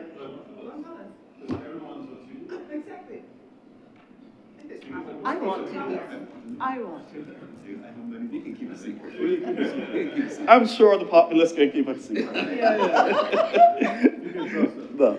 But I believe that I tried a little something home during COVID where I built a little 4x6 wire cage and made some beds in it and so on. And was able to grow some good cucumbers and melons and beets and all those kinds of things in just a little 4x6 space. I think it's possible because you can grow those vines upward. And so every little backyard, and the monkeys can't get in, even though one tried to push his hand into the wire, but they don't get into that. And you managed to do a little something to supplement the house. And I believe that that's what... Yeah, I'll do that quickly.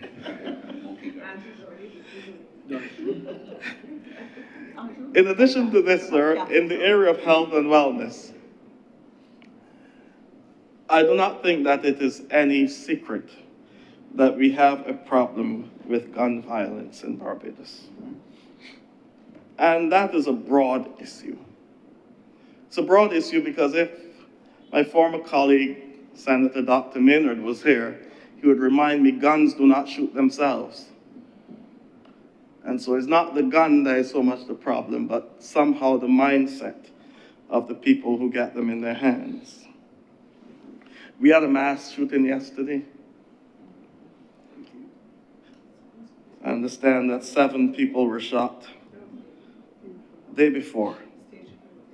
Yeah, well, we had one yesterday too.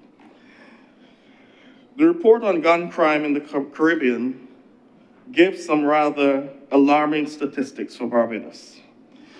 The document, I'll quote from sir, is Pathway to Policy, Firearms Trafficking and Public Health in the Caribbean. It's a joint report by the Caribbean Community Implementation Agency for Crime Security, the Caribbean Public Health Agency, the George Allen Chronic Disease Research Center at the UWI, and the Small Arms Survey. The report suggested that in 2024, Barbados spent $228,000 treating 100 gunshot victims. That's $500,000. 100 gunshot victims. But that was not the problem. The $500,000 was not the problem. The loss of productivity as a result of that was $19 million in just 2024, up from $12 million in 2019. What that says, sir, is that we have a broad problem in terms of health and wellness where crime is concerned, because it not only affects the one person who is shot, but it affects the community, and by and large, it affects the society. We, therefore, as a people, have a responsibility for the peace of our community. I believe that Senator Benjamin hit the nail on the head when she reminded us of the type of community that we used to be, where Sunday school was not optional, and even though parents didn't go, they made sure you got some church. Even if it was at different places in the same day, you had to go. I don't know if we can bring that back now, because the census of 2010 said that 22% of our population said they had no religion. That was 2010. It's now 2026.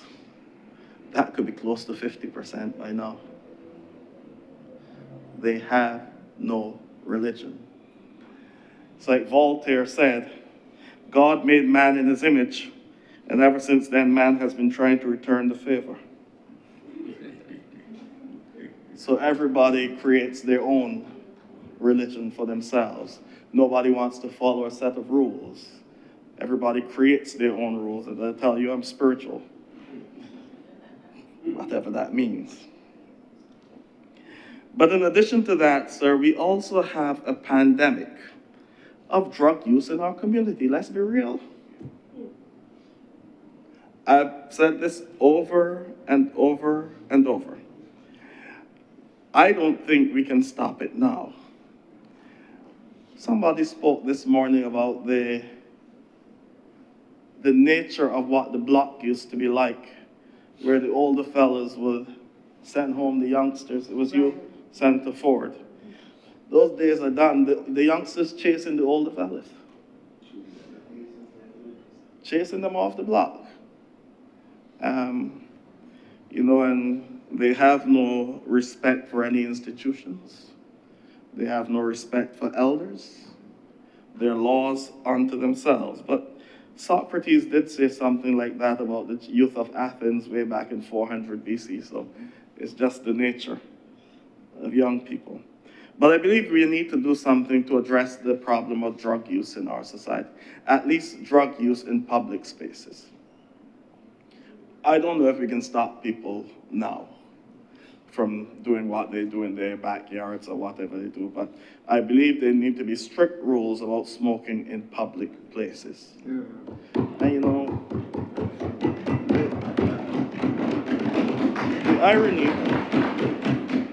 the irony of it, sir, is that California, one of the leaders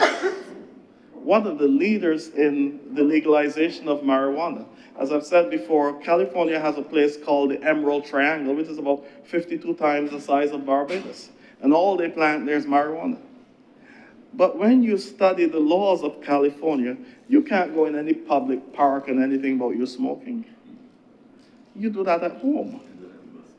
If you have it in your car, it has to be covered down.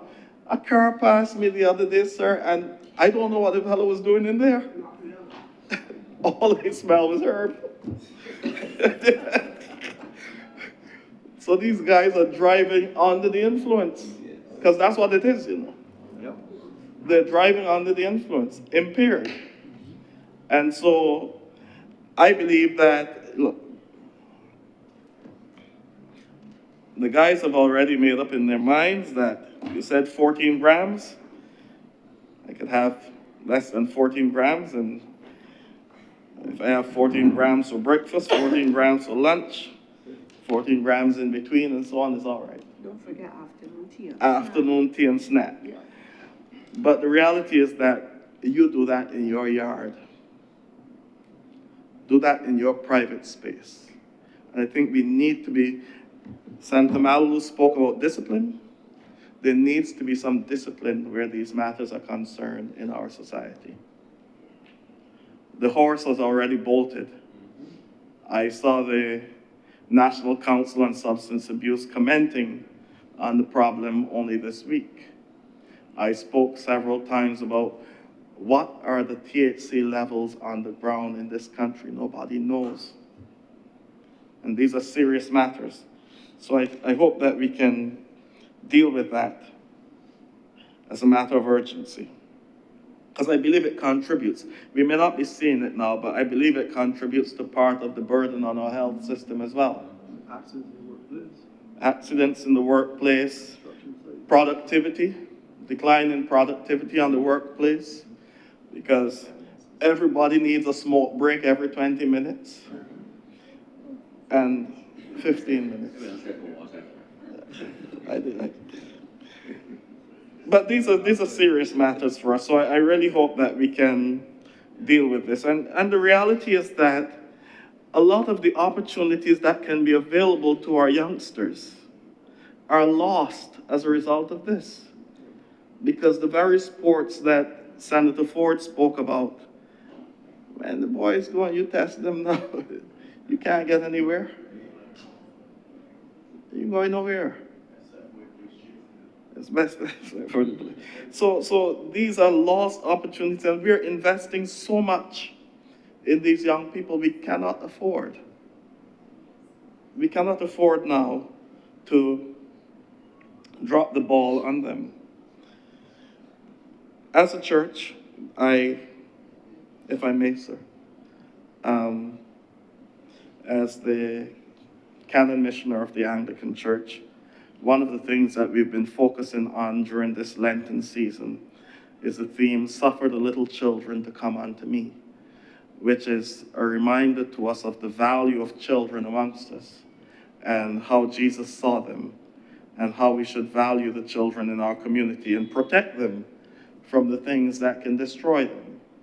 And so I believe that it fits in very well to some of the discussion that has been around the table today, because too many of our children, as one primary school teacher told me, we are raising free-range children.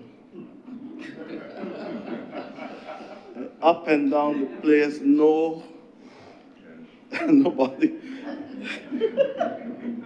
don't care. So we have to be very careful in terms of the amount of money that we're putting into them, that for parents and those in charge to recognize that there's an equal responsibility on their part to ensure that we use the resources in a much more meaningful way. The numbers therefore presented here thus require government to exercise fiscal prudence. We've spoken about that. We've spoken about the different areas. I think Hope Project and all those things would have been mentioned. The Carifesta bit I'm not too worried about, because when I look at the 4 million, when I did some research, I realized that in order to host Carifesta, a state must be able to show that they can at least produce 4 million US. So I guess somebody dropped the 4 million in there. So, not accusing anyone, just saying. It would be 8 million Barbados, but somebody dropped the 4 million in there with the hope that later on we'll look at it. So, and as has been pointed out before, there isn't much difference between the spend in Carifesta across the region over time. It will cost that amount of money. But equally, it requires of the populace to be responsible so as to ensure that we maximize the little that we have. And I say the little because, as has been pointed out, when people come to Barbados, they see a standard of living that will give the impression that, But the reality is that Barbados is, population-wise, the size of a mid-sized city in the US. That's what we are. You know, and it is therefore imperative that we make the best possible use of what we have. We cannot afford to be squandering the little that we have. And I say squandering in the sense of government not exercising the fiscal prudence necessary, but the populace not valuing what is being provided for them. And I say this especially in a world of flux. Barbados must now build resilience within the maintaining of this continuum that we have. The world that we're living in now is probably the most confused world, with the exception of COVID, the COVID period. We have a geopolitical climate that changes at the whims and fancies of one group of people. And Barbados must be conscious that we have to live in this world, and we have to position ourselves to live in this world. We are not going to be resilient if our young boys and girls are caught up with material things and drugs and all the other things. We're not going to be resilient. We're not going to be resilient if we're not maximizing the education that is provided for us. And as we look at the geopolitical system, let us understand, as one scholar has pointed out in an article, I believe it was Professor Justin Robinson, the principal of the Five Islands campus, wrote an article, "No one will come to save us." And we have to understand what that means. No one will come to save us. We have seen in our region extrajudicial killings on our waters, and the world has been quiet. People are laughing and saying, nobody's going fishing anymore. But it's our fishermen here who are anxious and cannot go out and make a living. That's part of the world we're living in. And it doesn't mean that we have to remain quiet about it, because remaining quiet doesn't help. It will not make a difference. I went to a school where my PE teacher, the great MacDonald Fingal. See, let me tell you all a bit about MacDonald Fingal. He just celebrated a birthday. I learned more from MacDonald Fingal than any other teacher at Lodge, and there were some great teachers there. But MacDonald Fingal taught us about life. PE class was not just going out and running behind a ball or running. You had a lecture for a half an hour before. We told you what was happening in town, what going on down in Nelson Street, politics, everything. So we had a firm grounding. And one of the things he had in his room was a little poster, a little sign. I'd rather be a lion for a day than a lamb for 100 years. I'd rather be a lion for a day than a lamb for 100 years. I've said that to say that remaining quiet in the midst of the current geopolitical crisis will not necessarily help us. We have to be vocal. And I have here a little passage of scripture, because I know that Senator Ford said stick within your little area.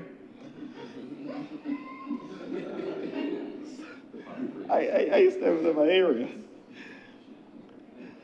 And the passage I have is from 1 Samuel chapter 16 and verse 1. It's really a message to the world and the leaders of the world. How long will you grieve over Saul? How long will you grieve over Saul? And the context of that, sir, is that during his reign, Saul seemed to have developed some mental issues, and he wanted to kill David and so on, and we're told that the Spirit of the Lord left Saul, and an evil spirit from God entered him. And Samuel was there wondering how I can help Saul. And God asked him, how long will you grieve over Saul? The leaders of the world must answer the question, how long will we grieve over Saul? And those who have ears to hear will hear.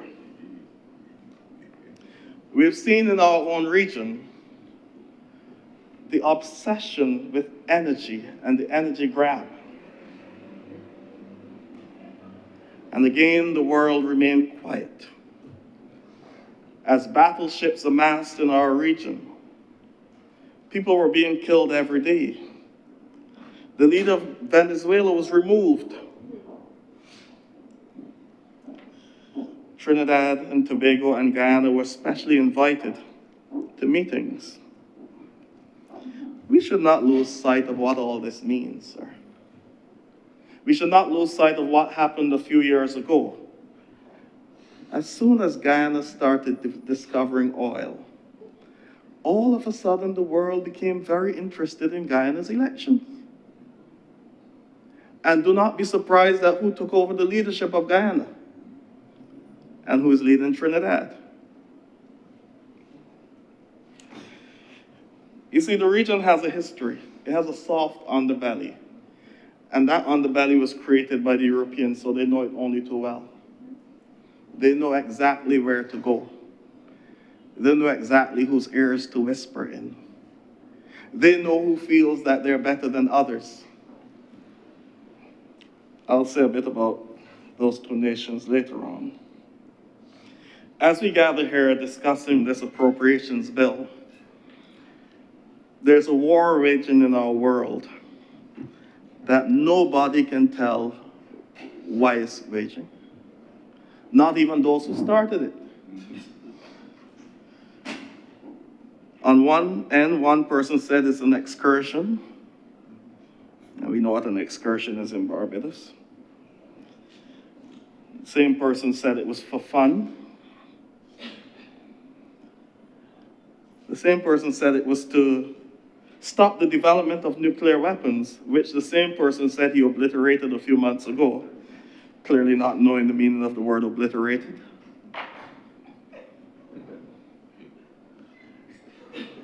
And then his proxy,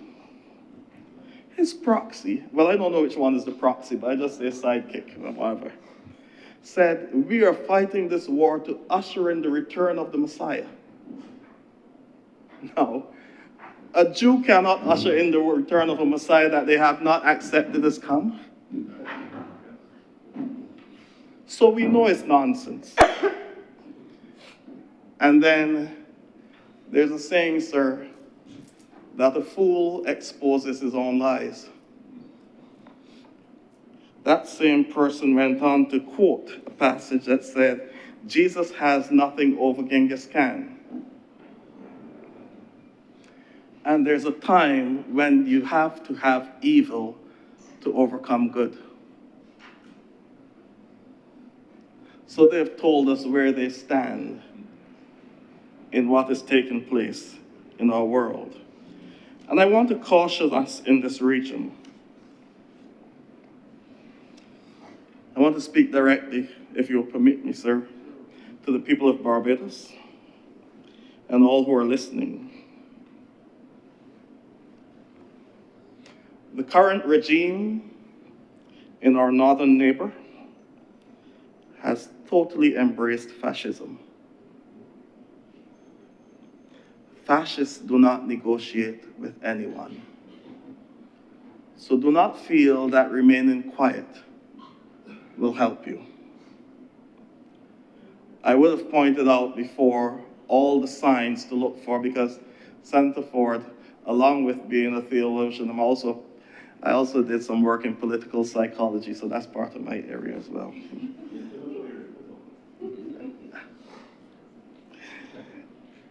I would have pointed out before, sir, that you can tell the markers of these regimes. It is called siege mentality. It first begins with othering,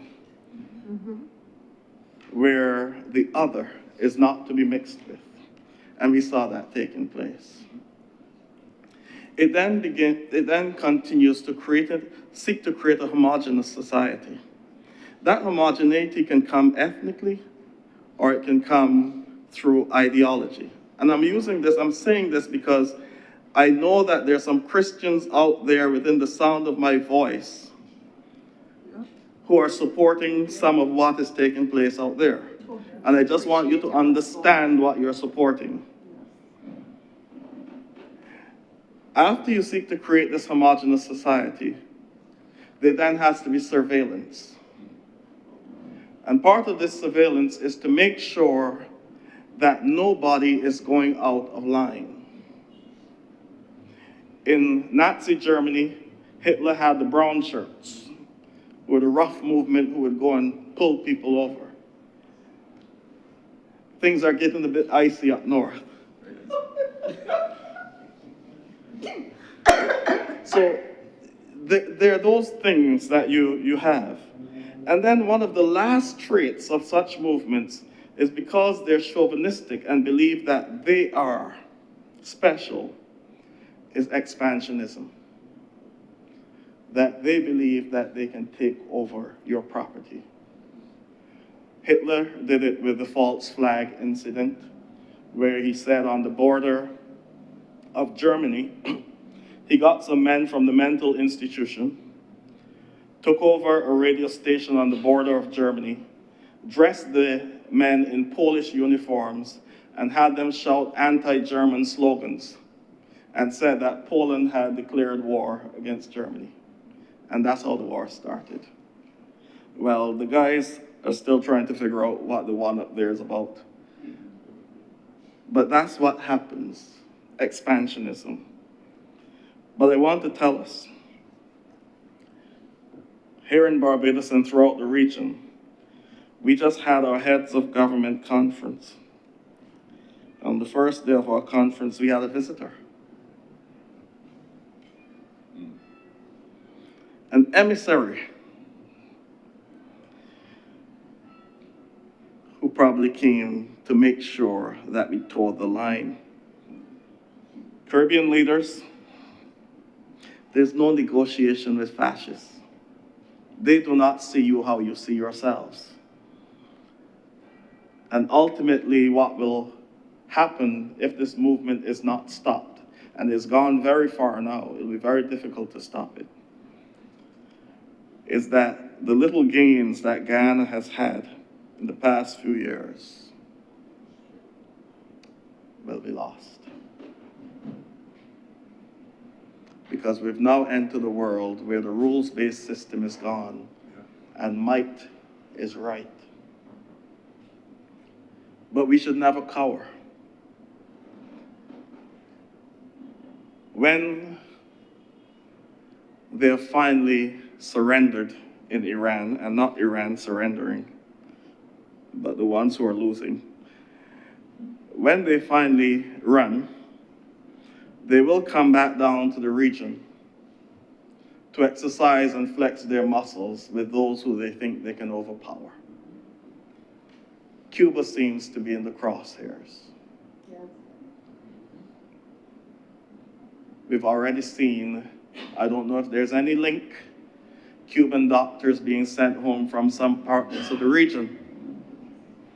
I don't know if there's any link or any pressure. But Cuba seems to be in the crosshairs. And do not think that we are spared because it's Cuba. It's Cuba today, it's someone else tomorrow. Always remember the words of Martin Niemöller. Martin Niemöller was a great supporter of the Nazi Party, head of the German Reformed Church, until Hitler wanted to take over his church. And when he opposed Hitler, he was put into a concentration camp. When he got out of the camp, he toured the United States, and it is said that in Boston, someone asked him, "What happened?" He said, "When they came for the communists, I didn't speak up because I wasn't communist. When they came for the socialists, I didn't speak up because I wasn't socialist. When they came for the trade unionists, I didn't speak up because I was not a trade unionist. When they came for the Jews, I did not speak up because I was not a Jew. And then they came for me. And by then, there was no one left to speak up. I implore us as Barbadians, as we embrace this appropriations bill, I wish to commend the government for the proposals that have been made. But I want to implore the populace to value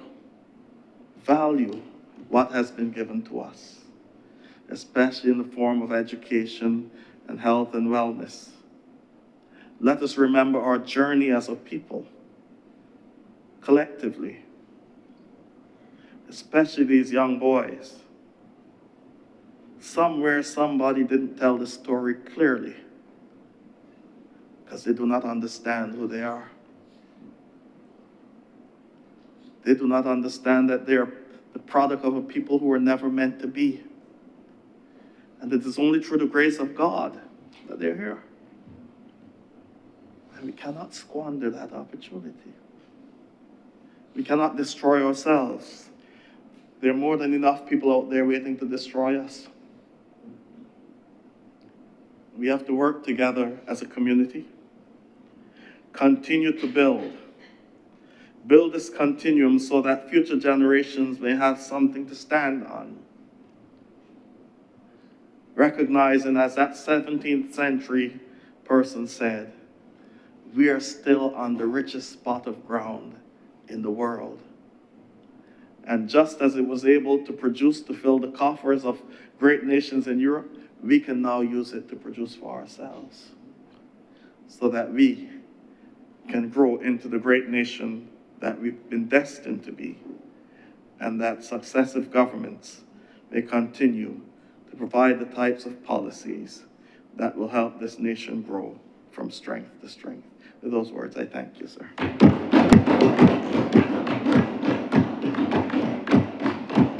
Thank you very much, Senator Cannon, Dr. Rogers. Senator Cummings.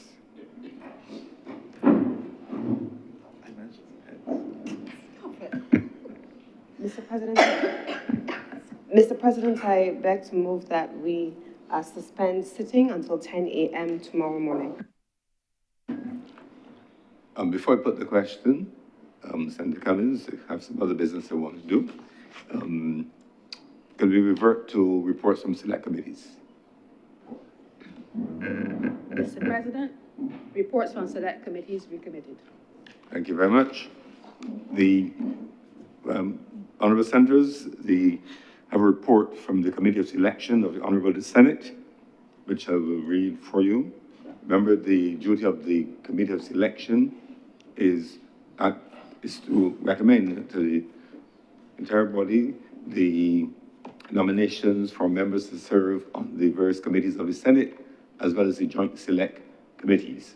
The Committee of Selection is chaired by myself, as all the other committees are, the Leader of Government Business in the House, the Honourable Lisa Cummings, the Most Honourable, Senator Most Honourable Jerome Walcott, is a member as well, Senator Reverend Cannon Dr. Rogers, and Senator Ryan Walters. And the job of the Committee of Selection is to liaise with colleagues on all already on the table and recommend positions. That process having been done, the report is laid before the full body of the Senate, and an invitation is made for the adoption of the report.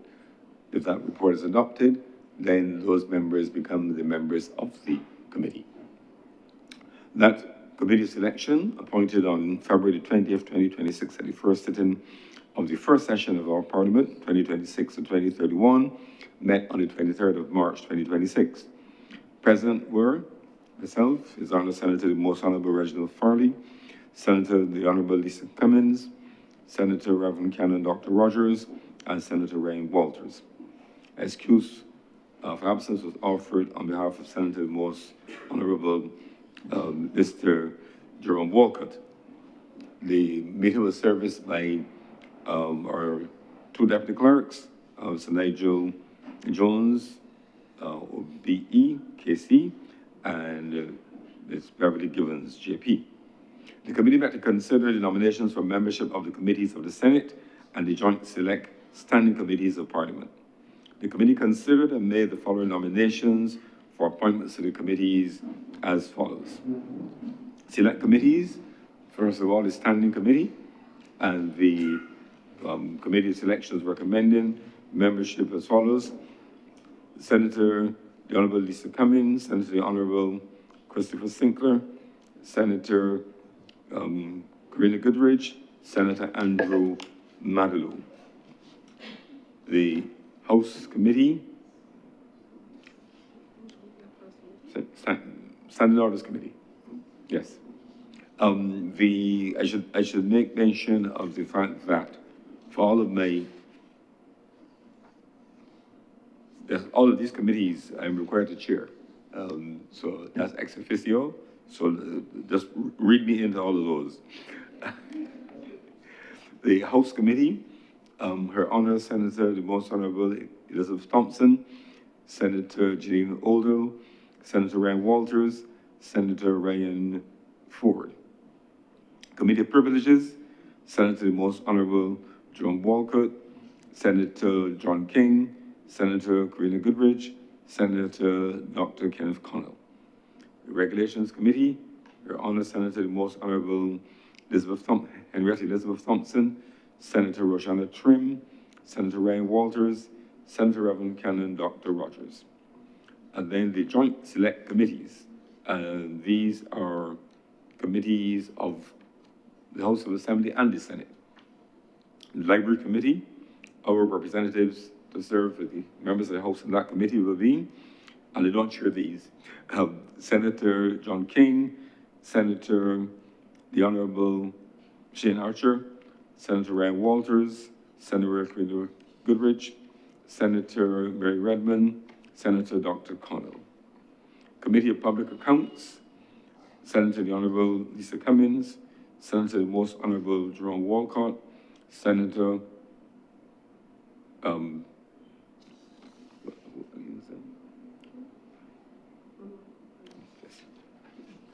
Senator Ramon Aline, Senator Ryan Walters, Senator Karina Goodridge, and Senator Andrew Niles.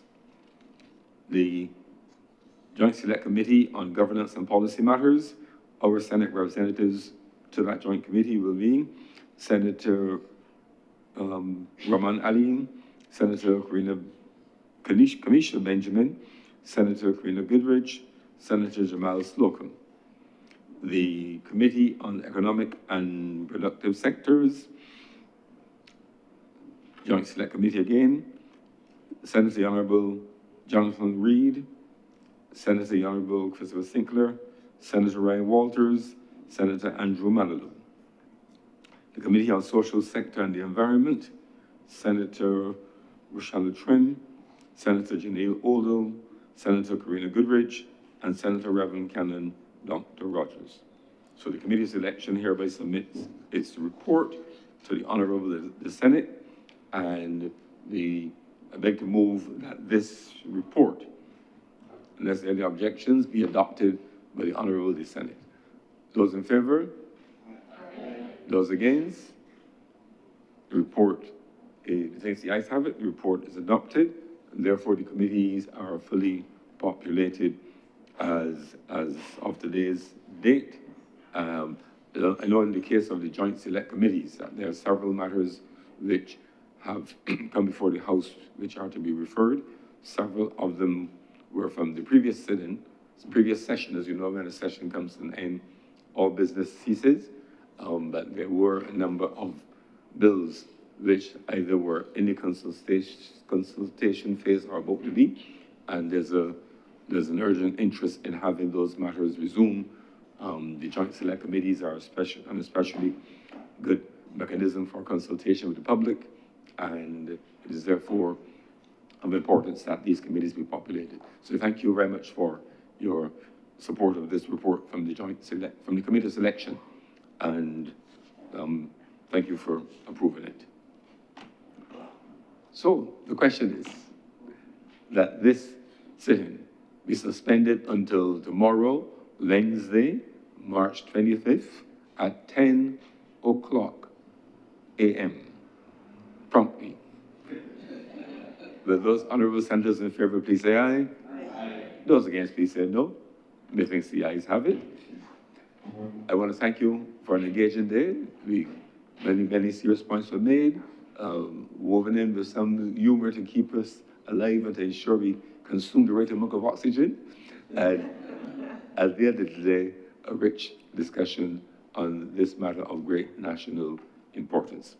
So this sitting is accordingly suspended until 10 o'clock tomorrow, which is Wednesday, March the 25th, 2026.